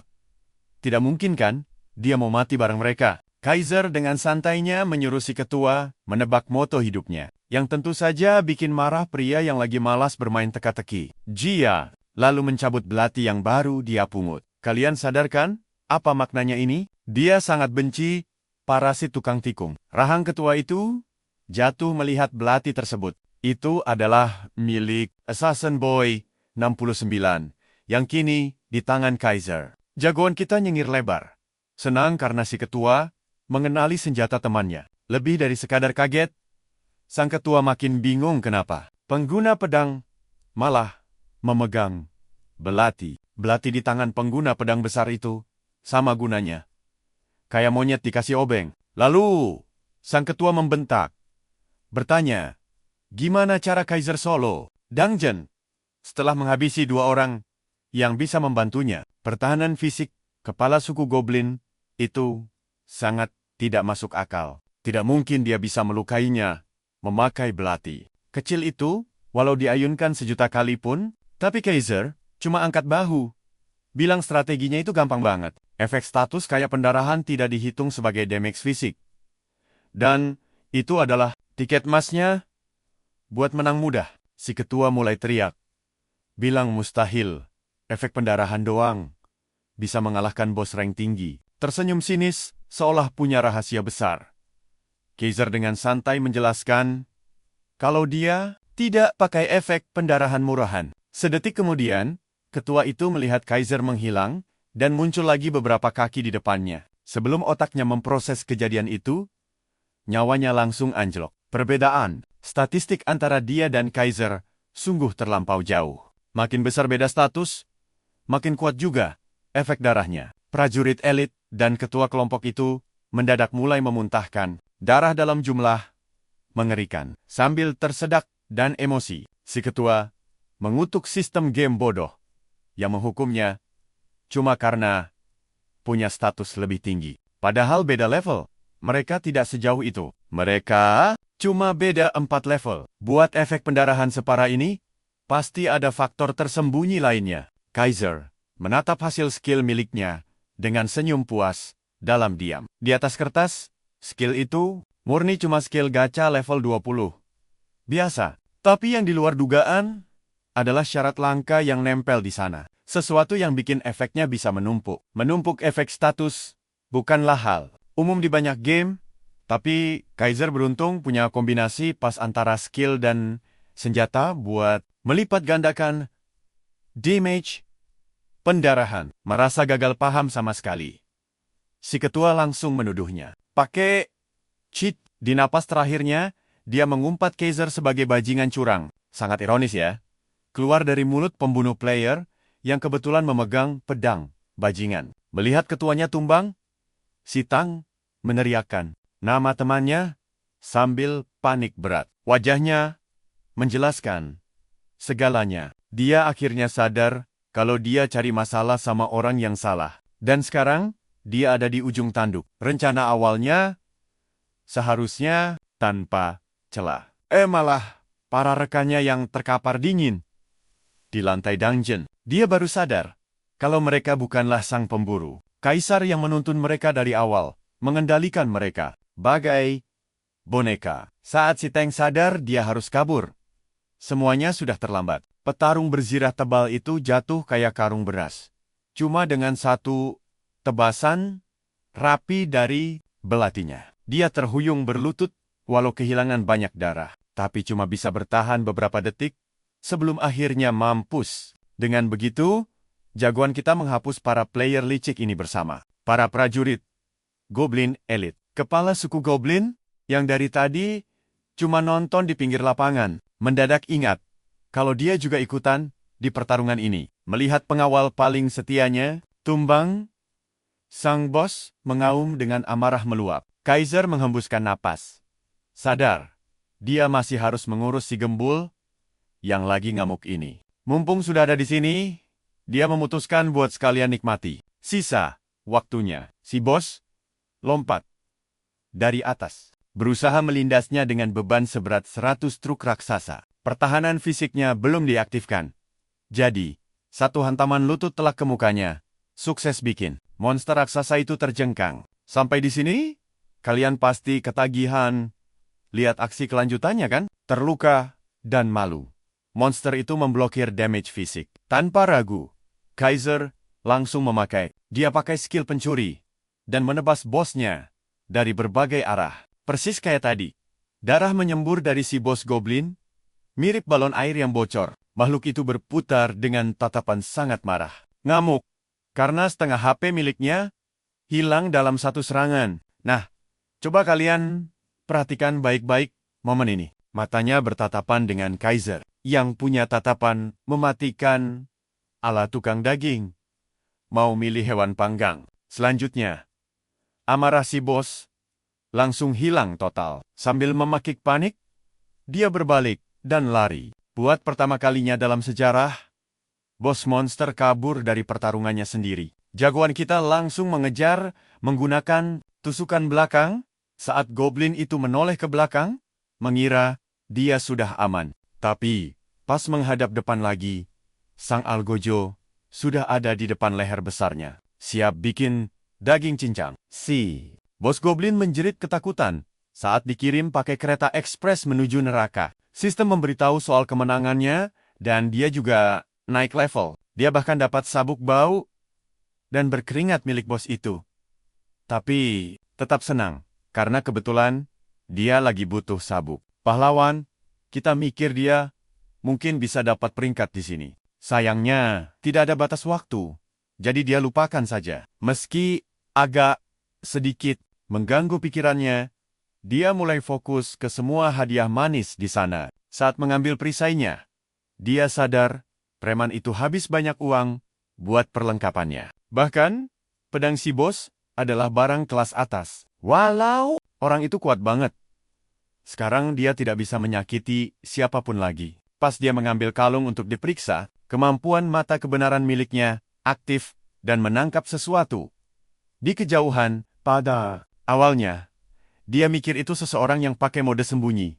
Tapi cahayanya terlalu terang. Saat dia jalan mendekat, sistem memberitahu bahwa dia baru saja menemukan dungeon tersembunyi. Hal itu benar-benar bikin dia terkejut. Masuk ke mode cerita sebentar, dungeon itu dibagi jadi beberapa tingkat, dan di antaranya, yang paling legendaris dan super langka, dikenal sebagai dungeon tersembunyi. Bahkan, pemain dengan kelas penjelajah hampir botak nyari tempat ini. Lokasinya benar-benar tidak masuk akal. Coba kalian bayangin aja, ada syarat aneh banget buat masuk ke sana. Kembali ke jagoan kita. Dia sangat kaget melihat betapa gilanya syarat dungeon ini. Untuk dungeon yang biasanya butuh satu tim buat diselesaikan, dia harus menemukannya sendirian. Tapi dia kemudian meyakinkan dirinya sendiri. Kalau ini tidak akan sepadan. Kalau gampang, saat melihat hadiah dungeon tersembunyi ini adalah tingkat pahlawan, dia langsung semangat untuk menyelesaikannya apapun yang terjadi. Salah satu pemain veteran di game ini, Frit, bilang kalau masuk ke dungeon tersembunyi itu ibarat menaruh kepalamu di dalam mulut predator. Banyak pemain setuju dengan ide bahwa saat kamu lengah di sekitar hewan buas, ia akan langsung menutup rahangnya dan menghancurkan kepalamu. Dungeon tersembunyi bagaikan predator yang sedang menyamar, menunggu mangsanya masuk ke mulut yang terbuka. Kembali ke MC kita, Kaiser melangkah masuk ke dungeon itu, tapi malah kena efek negatif yang membuat pandangannya menyempit. Tapi, bakat pahlawannya langsung aktif, menghapus kutukan itu, dan memulihkan pandangan sempurnanya. Sambutan kasar ini justru bikin dia makin semangat. Seorang goblin berkerudung, kemudian angkat bicara. Menyebutnya berani, karena masuk sarangnya tanpa rasa takut. Berhadapan langsung, Kaiser melihat semua goblin mayat hidup dan laba-laba menjijikan. Dan seketika, langsung merasa merinding. Melihat reaksinya, Dukun goblin itu jadi makin percaya diri dan mulai tertawa layaknya orang gila. Namun, jagoan kita kaget karena dia adalah bos bernama, meskipun ini dungeon tingkat tinggi, bos bernama levelnya jauh di atas. Dia lalu ingat hadiah yang didapat setelah mengalahkan naga dan mulai ngiler. Bayangin apa yang bakal didapat kali ini. Goblin itu kemudian mulai ngoceh. Heran, gimana caranya manusia ini menemukan tempat tersebut. Dia tahu Kaiser bukan seorang penjelajah. Dan bahkan sadar kalau dia punya berbagai aura berbeda yang tercampur di tubuhnya. Hal ini cukup mengejutkan pahlawan kita karena goblin itu lebih pintar dari kelihatannya. Si dukun lalu berubah serius dan menyatakan bahwa Kaiser tidak akan keluar hidup-hidup. Setelah itu, dia melepaskan pasukan mayat hidupnya. Tapi, jagoan kita cuma berdiri dan membalas kalau dia bakal ngasih pelajaran ke monster itu, sambil mengaktifkan skill tusukan belakang. Dia memperingatkan si dukun bahwa petarung jarak jauh harus selalu waspada saat melawan petarung jarak dekat. Dia langsung teleportasi ke belakang si dukun. Tapi, monster itu sudah siap dan melempar asal salah satu prajurit mayat hidupnya ke arah Kaiser, lalu meledakkannya. Tapi, senyum di wajah si dukun langsung hilang. Kalian dan aku sama-sama tahu trik ini kan? Jagoan kita gaya ala Itachi. Dan muncul di belakangnya lagi. Melihat pisaunya, si dukun sadar. Dia sudah terluka. Kaiser mengejeknya, mengingatkan si goblin bahwa dia sudah menyuruhnya buat tetap waspada. Sang ahli sihir goblin kemudian jadi serius, menerbangkan lebih banyak prajuritnya dan mengirim mereka melesat ke arah jagoan kita. Sementara itu, jagoan kita dengan santai menghindari misil monster itu karena dia bisa menebak arah serangan dan rencana sampah itu selanjutnya. Pada saat itu, Kaiser terus didorong mundur sampai mentok ke tembok. Si dukun mulai merayakan, menyatakan kalau ini adalah akhir dan meledakkan lebih banyak prajurit mayat hidupnya. Dukun hitam itu berdecak sebal. Kelihatan banget kecewa karena dia tidak dapat kesempatan buat menangkap bahan eksperimen menarik ini secara utuh. Jihad menyalahkannya karena ceroboh dan sombong. Ketenangan sombong itu hilang dengan cepat saat pria yang dikiranya sudah mati tiba-tiba melingkarkan lengannya dari belakang. Dia tidak berhenti sampai situ. Dia mencondongkan badan dan mengingatkan si dukun bahwa ia tidak bisa pakai skill lagi. Memutuskan buat sedikit bersenang-senang, dia menyimpan belatinya dan mulai memukuli Jihad pakai tangan kosong. Alih-alih mengakhirinya, satu pukulan telak bikin dukun kurus itu terpental. Punggungnya menghantam dinding dengan keras. Makhluk itu mengerang kesakitan. Sepertinya belum pernah ngalamin pembulian kayak gini sebelumnya. Berdiri di atasnya dengan tatapan tajam dan keras, Kaiser memperjelas siapa bos sebenarnya di tempat ini. Jihad berpegang teguh pada sisa-sisa harga dirinya, bergumam bahwa suatu hari dia akan membalas dendam atas penghinaan ini. Kaiser menjawab dengan pukulan telak ke liver, langsung menghancurkan harga dirinya. Dia melanjutkannya dengan rentetan pukulan cepat, sampai si dukun ngos-ngosan dan beneran minta waktu jeda. Makhluk jelek itu malah berani menceramahinya. Bilang kalau kekerasan yang bikin patah tulang kayak gini harusnya ilegal. Jadi, apa yang dia lakukan itu sangat salah. Kaiser cuma bengong menatapnya, mencoba memproses naskah macam apa yang diprogram ke bos ini. Pengecut ini sama sekali tidak cocok dengan bayangan bos dungeon khusus tingkat pahlawan yang dia harapkan. Selain ledakan mayat tadi yang bisa membunuh penjelajah elit dalam sekali serang, dukun goblin hitam ini terasa sangat payah. Saat Kaiser sedang melamun sejenak, si dukun diam-diam membetulkan tulangnya yang patah. Lalu dia meluncur ke belakang, menciptakan jarak dan bikin MC kaget. Kepercayaan diri, Jihad kembali dengan cepat. Mengklaim bahwa mundurnya tadi adalah taktik terencana buat bikin dia lengah. Senyum gelap muncul di wajahnya saat kabut hitam yang berasal dari bakat khusus si dukun mulai menelan area di sekitar mereka. Kaiser menerima sebuah peringatan sistem bahwa bakat itu meningkatkan pangkat bos sementara. Dia tidak terlalu peduli. Pikirannya, pecundang tingkat pahlawan yang naik pangkat. Ya tetap saja pecundang. Meskipun begitu, dia tidak mau diam saja membiarkan transformasinya selesai. Apalagi monster tingkat pahlawan plus biasanya butuh tim lengkap buat dikalahkan. Jadi dia maju dengan kecepatan penuh, berniat mengakhiri ini sebelum semakin bertambah parah. Sebelum bertarung, dia masukin semua poin statusnya ke kekuatan, mendorongnya sampai tembus angka 100. Ditambah lagi, set peralatannya memberi daya serang ekstra ke monster tipe Goblin, plus tambahan ekstra buat melawan para bos jihad hitam. Mungkin tangguh, tapi tenaga murni kayak gini sama sekali tidak peduli soal daya tahan. Dia mengayunkan pedang besarnya dalam satu tebasan mantap, dan pedangnya membelah si dukun Goblin jadi dua bagian. Semudah itu, dungeon rahasia akhirnya diselesaikan dan dicatat dalam buku petualang miliknya. Sebagai penjelajah pertama yang menaklukkannya, dia mendapat hadiah tingkat pahlawan. Akhirnya, ada jarahan bagus, seperti jubah dukun dan bola yang berisi jiwanya. Lalu dia menyadari ada item aneh berlabel jejak klan yang terlupakan tanpa tingkat apapun, bahkan deskripsinya tidak jelas.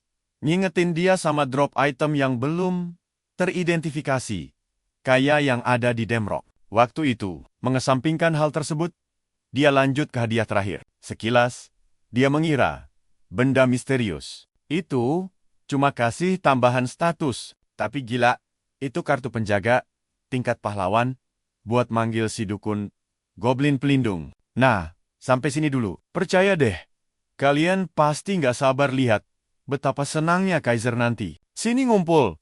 Kalian pasti ngakak lihat ini. Musuhnya mati seketika. Si MC kesel banget. Dapat pet Goblin jelek. Padahal dia ngarep naga atau harimau keren kayak punya temennya. Tapi ya udahlah. Dia putusin buat ngetes dulu sebelum ngehina.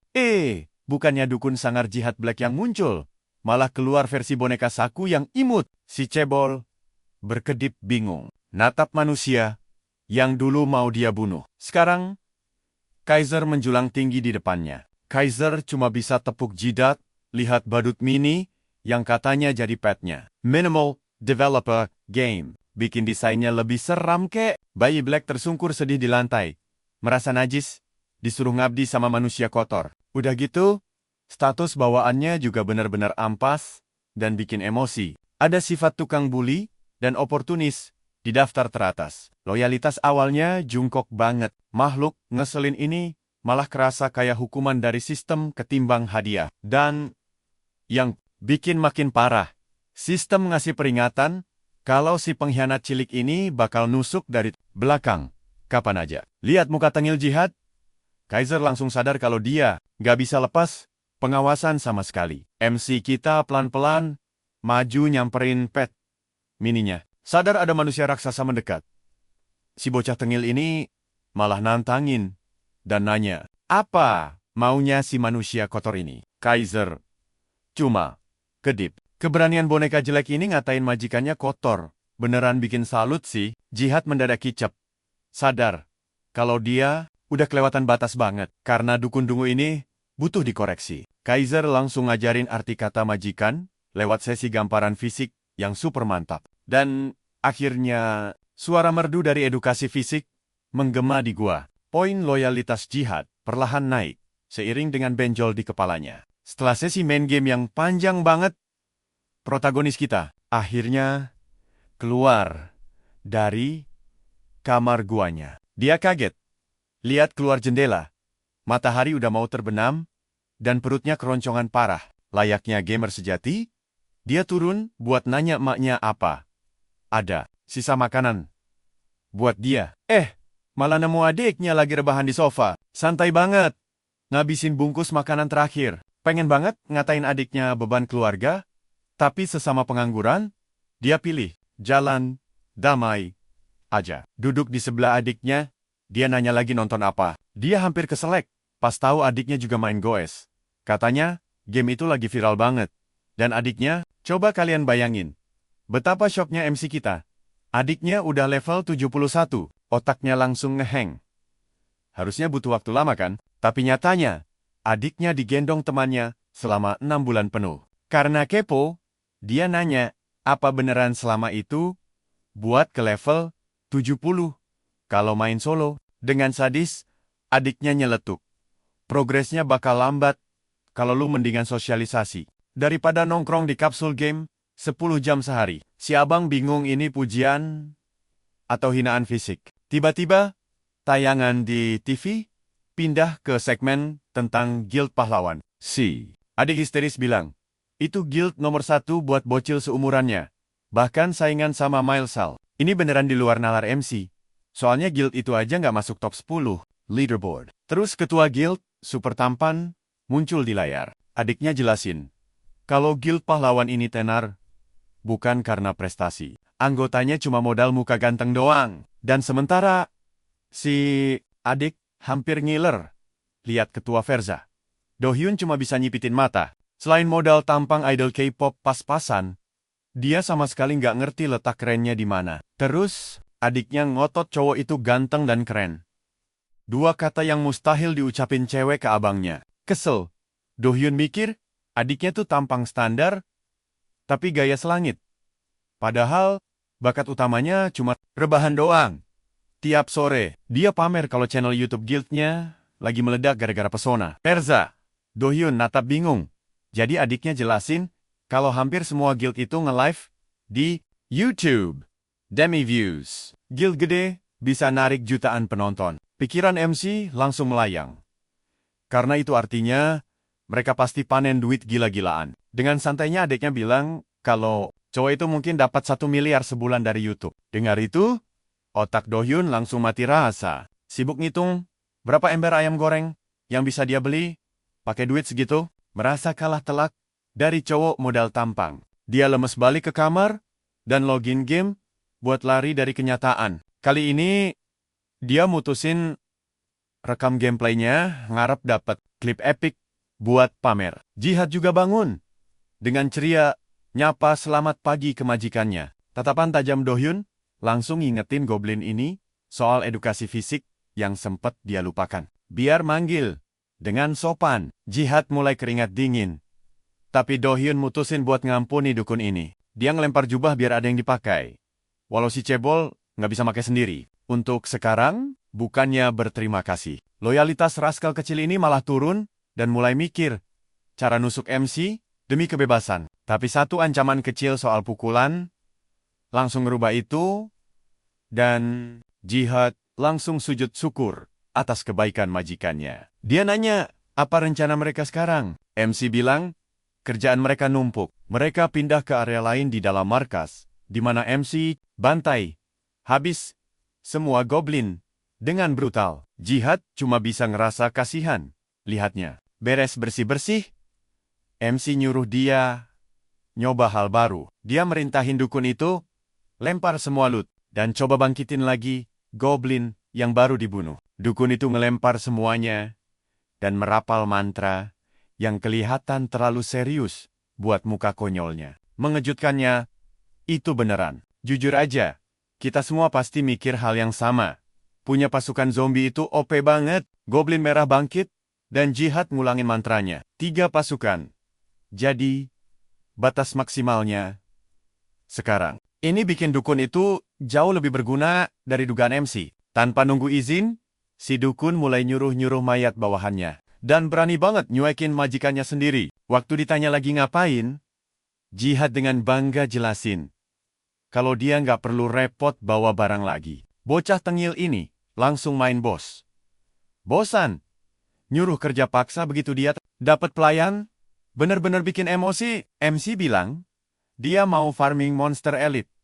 Kalau udah level 2. Jihad bikin kaget karena santai.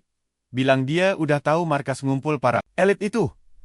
Katanya, monster elit itu pada pemalas dan cuma diam di satu tempat. Dengar itu, MC kita langsung senyum lebar karena dapat ide yang super licik. Setelah tahu Fakta, monster elit sebodoh itu ngumpul di satu titik.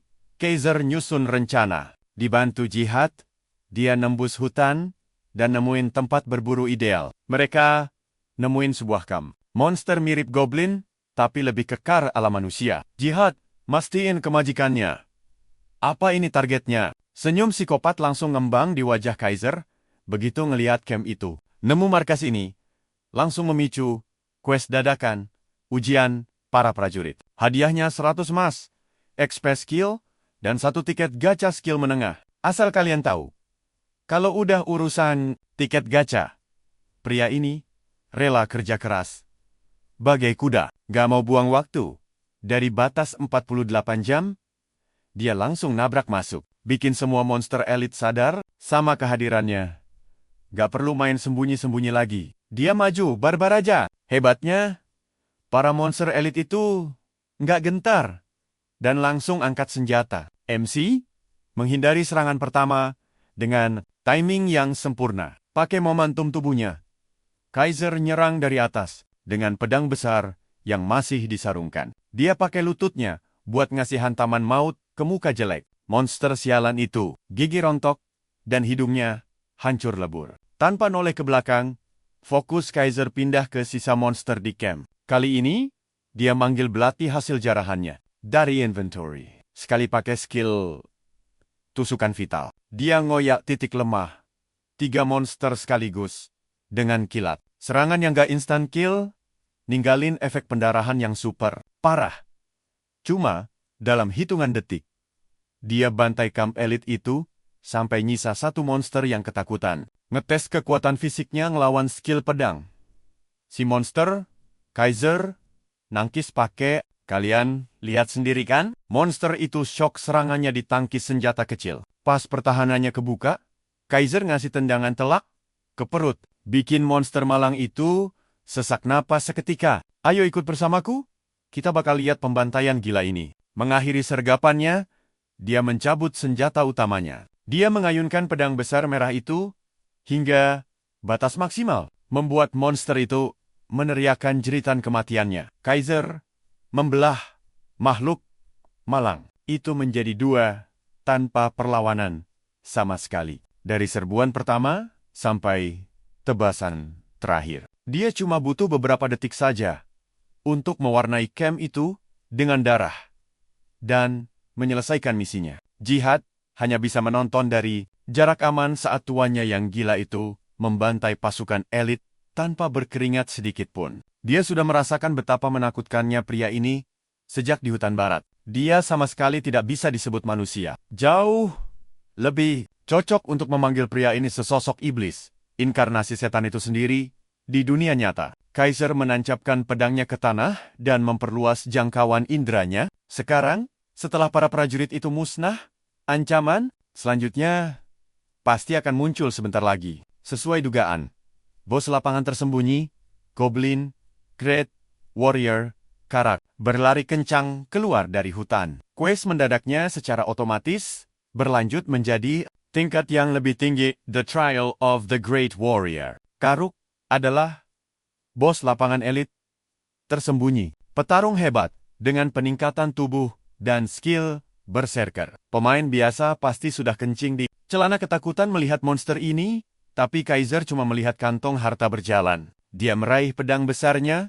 dan maju menerjang untuk menyambut sang bos lapangan tersembunyi tepat. Di tengah jalan, Jihad sempat mencoba memperingatkannya bahwa melawan bos sekelas ini sendirian mungkin terlalu nekat. Tapi tuannya tidak peduli. Kapak perang es Karuk dipenuhi dengan kekuatan serangan yang kejam. Begitu senjata mereka saling berbenturan, pedang besarnya pasti akan hancur lebur. Menyadari informasi penting ini, Kaiser menghindari bentrokan langsung dengan pertunjukan penguasaan pedang yang sangat mengerikan. Karuk pun dibiarkan linglung dan kebingungan, karena dia tidak bisa mengakhiri pertarungan dalam 1 pukulan. Sama halnya, Jihad juga kebingungan. Sepersekian detik, sebelum kapak perang itu bisa menghancurkan senjatanya, Kaiser memainkan sudut pedang besarnya, lalu menghindari kehilangan perlengkapan berharganya. Dia mengangkat kepalanya dan menatap goblin raksasa itu dengan tatapan mengejek. Sangat efektif. Karuk mengangkat kapaknya tinggi-tinggi siap untuk ronde kedua. Dalam jarak yang jauh lebih dekat, Kaiser menyapu bersih semua momentum dari senjata beku goblin tersebut. Mereka terus baku hantam, tanpa menggunakan gerakan kaki atau manuver yang rumit. Mereka hanya berdiri diam, lalu saling menghujani serangan demi serangan. Jihad belum pernah melihat hal seperti ini selama 100 tahun hidupnya. Kaiser tidak terpotong-potong atau terhempas berkat penggunaan parry yang sangat sempurna. Dia dengan santainya menetralisir semua serangan sebelum sempat melukainya, murni dengan skill. Sekarang perhatikan baik-baik. Menangkis serangan adalah gerakan kuat, tapi penuh risiko. Kalau waktunya meleset sedikit saja, itu pasti akan gagal total. Ini adalah satu dari sedikit skill bertahan yang bisa digunakan pengguna pedang. Kebanyakan pemain memakainya untuk menahan monster biasa yang mudah ditebak. Jika kondisinya pas dan penggunanya cukup hebat, parry bisa menetralisir skill legendaris. Karena tingkat kesuksesannya yang sangat rendah dan sangat rumit, hampir tidak ada pendekar pedang yang memakainya dalam pertarungan nyata. Untungnya, Kaiser mendapatkan skill risiko tinggi hadiah tinggi ini dari undian gacha tingkat rendah. Setelah waktu pemulihan serangan kejamnya selesai, Karuk kembali melancarkan ayunan mematikannya. Kali ini, Kaiser membiarkan bos lapangan itu cuma memukul tanah dan langsung berteleportasi ke belakang goblin bodoh. Itu, saat Karuk menyadari ada serangan dari samping, Kaiser sudah merayakannya dengan seringai lebar yang menyebalkan. Jihad menonton saat tuannya dengan mudah menebas bos yang seharusnya butuh banyak pemain untuk dikalahkan. Dalam sebuah aksi kehancuran total, tebasan bulan sabit penuh memenggal kepala monster besar itu. Bos lapangan tersembunyi, Goblin, Great Warrior Karak, telah berhasil dibasmi. Kaiser Menyo Sahiken. The Trial of the Great Warrior. Dan pencapaian gila itu langsung dicatat dalam catatan petualangannya. Dia diberi hadiah 200 koin emas, X dalam jumlah besar, dan 2 tiket gacha, skill tingkat menengah. Kaiser sama sekali tidak peduli dengan hadiah lainnya. Matanya langsung tertuju pada tiket gacha itu. Dia merayakannya seperti manusia purba yang baru saja menemukan api. Setiap kali dia melihat tuannya melakukan tarian purba itu, Jihad tidak bisa menahan perasaan sangat malu. Saat pria ini berada di tengah pertarungan, dia bertindak layaknya iblis yang membantai segalanya di jalannya. Tapi, begitu tiba waktunya undian gacha, dia berubah jadi orang paling konyol di dunia. Begitulah nasib hidup seorang pecandu judi sejati. Dia langsung mengeluarkan tiket-tiket berharga itu dan menekan tombol gunakan dalam waktu secepat kilat. Dopamin langsung membanjiri otaknya. Saat ribuan kemungkinan, skill terbuka lebar di depan matanya. Kartu pertama memberinya skill seni bela diri langka Ascending Dragon Kick. Yang kedua, menarik skill langka dari kelas buffer bernama Striking. Dan kalian pasti setuju. Tarikan skill ini gila banget. Striking adalah skill inti para buffer. Durasinya 40 detik. Dan jedanya 40 detik. Memberikan efek serangan fisik plus 40 tanpa henti. Praktis, mengubah pedang biasa dengan level sama menjadi sesuatu yang memukul sekeras pedang besar tanpa efek samping. Dia benar-benar dapat jackpot hari ini. Skill ini sangat cocok sampai dia ingin menangis. Seorang penyerang yang bisa ngebuff dirinya sendiri adalah impian tertinggi buat pemain solo. Ascending Dragon Kick tadi cuma bonus pemanis saja. Dia selalu ingin dapat skill itu murni karena kelihatan sangat keren abis. Sebagai tambahan, bos lapangan tersembunyi itu menjatuhkan atasan kulit merah Karuk dan bawahan kulit merah Karuk. Keduanya perlengkapan kelas pahlawan. Dia bahkan mendapat pelindung bahu kulit merah biru langka dan cincin esensi Karuk, sebuah aksesoris tingkat pahlawan. Kaiser akhirnya bisa lulus dari set Goblin. Sialannya, untuk peningkatan yang sangat besar, dia melengkapi set petarung hebat merah dan biru milik Karuk. Pilihan setnya termasuk peningkatan 10%. Pada jangkauan serangan bantingan, peningkatan 6,5% untuk kerusakan jarak dekat, dan plus 4 di semua statistik. Memakai setelan penuh 2 warna, jelas merupakan peningkatan gaya. Jihad memberi tuannya sebuah pujian dan mengakui kalau Kaiser kadang bisa sangat menakutkan. Dia menganggap rasa takut pelayannya sebagai pujian lain. Kadang, dia bahkan takut pada dirinya sendiri karena terlalu overpower. Melihat Kaiser menikmati kejayaan egoisnya, Jihad membuang jauh-jauh niat untuk mengobrol serius dengan pria itu. Kesombongannya terganggu oleh notifikasi yang menyatakan bahwa kesetiaan si goblin kecil itu turun 1 poin. Tahu kalau si cebol brengsek itu baru saja menghinanya.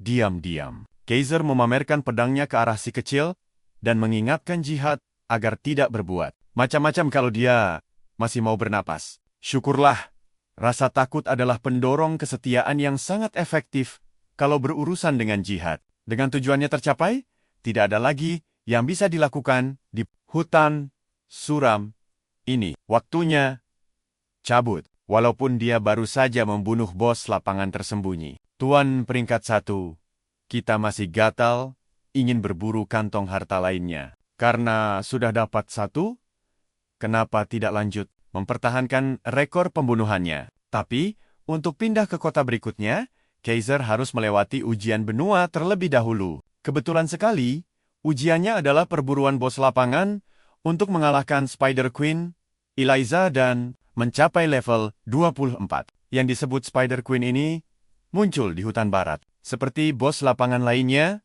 pintu masuk sarangnya selalu dipenuhi para pemain yang mencoba peruntungan mereka. Saat ini, ada cukup banyak orang yang berkumpul menunggu kemunculan selanjutnya dalam 10 menit. Mereka dengar titik muncul.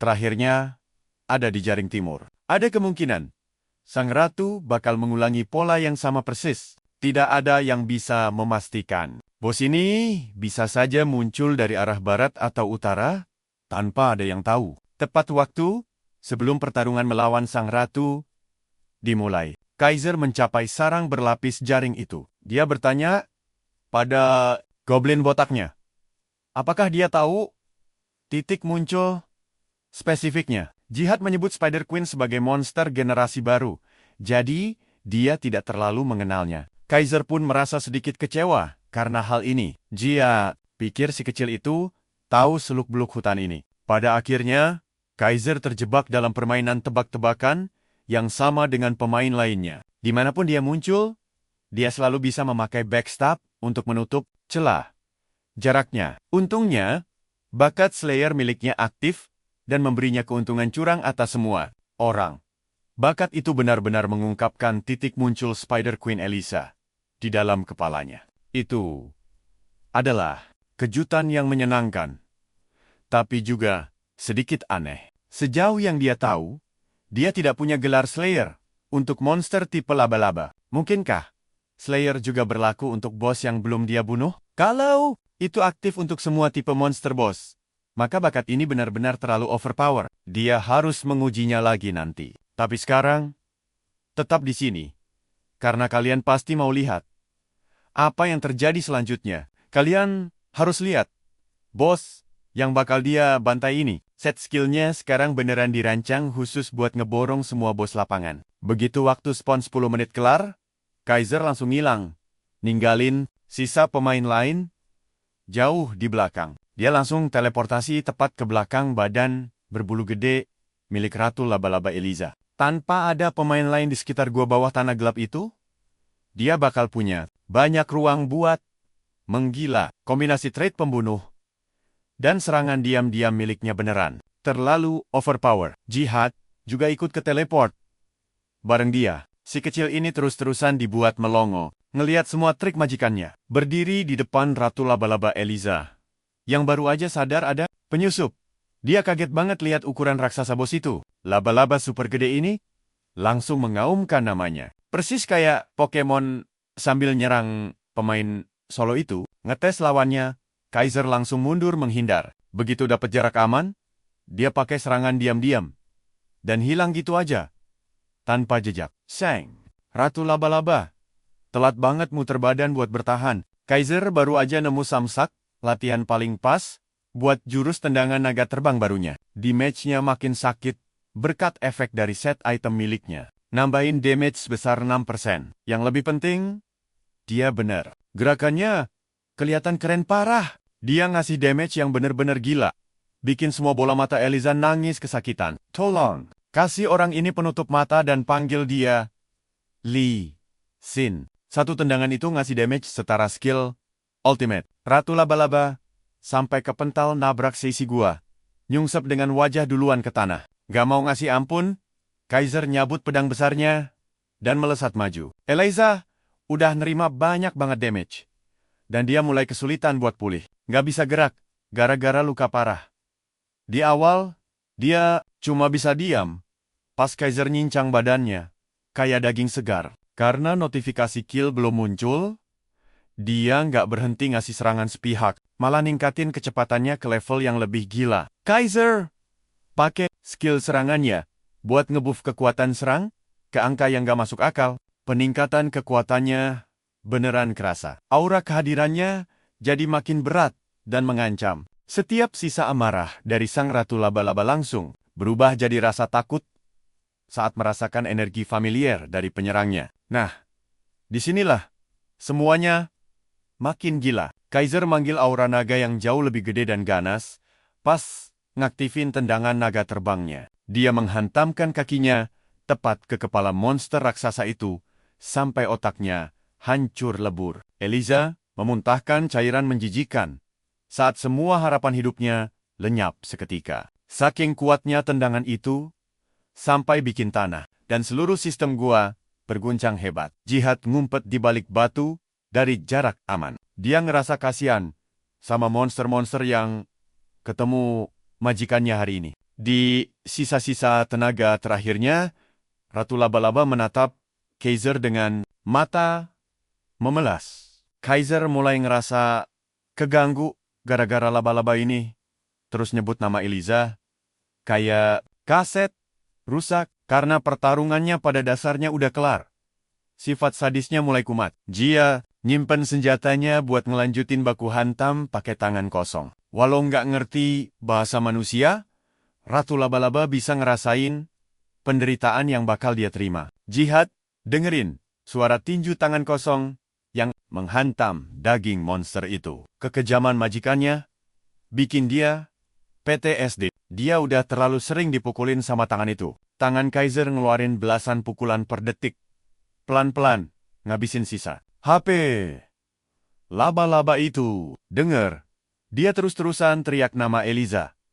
Ingatan Jihad langsung kepancing. Dia pernah dengar nama itu sebelumnya. Begitu nyadar, dia lari ke arena pertarungan dan dengan gugup minta majikannya buat berhenti mukul. Dia ngambil risiko kena amukan Kaiser dan memohon supaya pria itu menghentikan pukulannya. Tapi Kaiser bukan monster tanpa hati. Dia dengerin permohonan goblinnya dan langsung mundur ke samping. Jihad lari nyamperin Eliza dengan mata berkaca-kaca sambil berusaha bikin dia buka mata. Dengan sisa tenaga yang nyaris habis buat natap si goblin kecil, Ratu Laba-Laba kesulitan mengenali Jihad. Dia narik turun jubahnya buat mamerin kepala botak licinnya supaya monster itu ingat. Begitu sadar siapa yang ada di depannya, air mata lega langsung membasahi wajah laba-laba raksasa itu. Dua bos ini punya sejarah yang mundur sampai 150 tahun lalu. Kalian pasti kaget. Dulu dia cuma bayi laba-laba kecil yang gemesin. Dia selalu punya kebiasaan nyebut namanya Liza. Jihad belum pernah lihat spesies laba-laba yang cocok sama deskripsi dia sebelumnya. Iseng-iseng, dia ngajak laba-laba itu buat ikut perjalanannya. Dan dia langsung setuju. Eliza selalu nemenin dia ngelewatin malam-malam tanpa henti. Buat belajar dan ngelakuin eksperimen. Jihad ngerasa panggilan Liza agak terlalu datar. Makanya dia nambahin huruf E di awal namanya. Eliza. Bahagia banget dapat nama baru dari sobat goblinnya itu. Pada awalnya, si laba-laba agak susah nyebut nama lengkapnya. Tapi Jihad mutusin buat terus manggil dia Eliza sejak saat itu. Suatu hari, Dia harus pergi ke tempat yang bahaya buat laba-laba kecil tanpa pertahanan. Tempat itu bahaya banget buat dia, apalagi buat teman kecilnya. Sebelum pergi, dia janji bakal balik secepatnya. Laba-laba itu nungguin temannya dengan sabar, nggak pernah pindah dari tempat dia ditinggalin. Eliza diam di sana entah sampai berapa lama, tapi temannya nggak pernah balik. Hari berganti, dan bulan memudar. Dari matahari terbit sampai terbenam, dia bertahan. Setahun berlalu, dia tetap nunggu. 1 dekade lewat. Lea terus nunggu. 100 tahun berlalu, dan dia masih setia nunggu. Eliza terus nunggu hari yang gak akan pernah datang.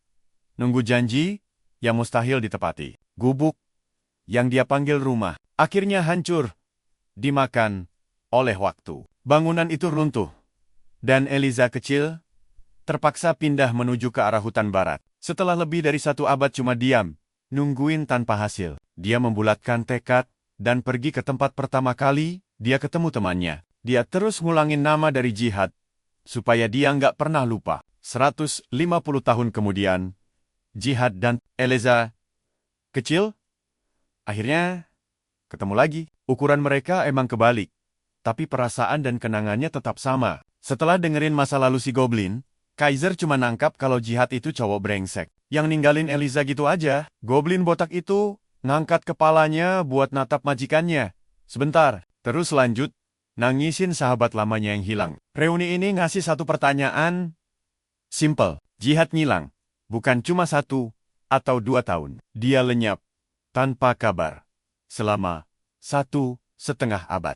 Kenapa coba? Jihad beneran nggak bisa ngasih tahu alasannya. Saat ini, rahasia itu masih di luar batas kemampuannya buat diceritain. Kaiser agak bete denger jawaban yang ngambang itu. Tapi, si Goblin kecil cuma bisa minta maaf karena belum bisa ngebongkar rahasianya. Ngeliat ketulusan Jihad, sang majikan akhirnya nggak maksa lebih jauh. Setelah denger cerita ngenes dari Ratu Laba-Laba, Kaiser jadi bingung. Harus ngapain sekarang? Quest kelulusannya itu bunuh Eliza. Dia nggak mungkin lewatin gitu aja. Misi wajib dan bikin progresnya macet total. Untungnya, kayaknya Eliza punya cara buat bantu. Dengan semangat, dia nyampein rencananya ke Jihad. Pakai bahasa monster. Begitu dengar idenya, Jihad nolak mentah-mentah. Ide itu, Kaiser kepo banget. Jadi Jihad terpaksa nerjemahin omongan mereka. Intinya, si Ratu nyuruh Kaiser nusuk dia aja. Menurut kalian, bakal seru nggak sih kelanjutannya?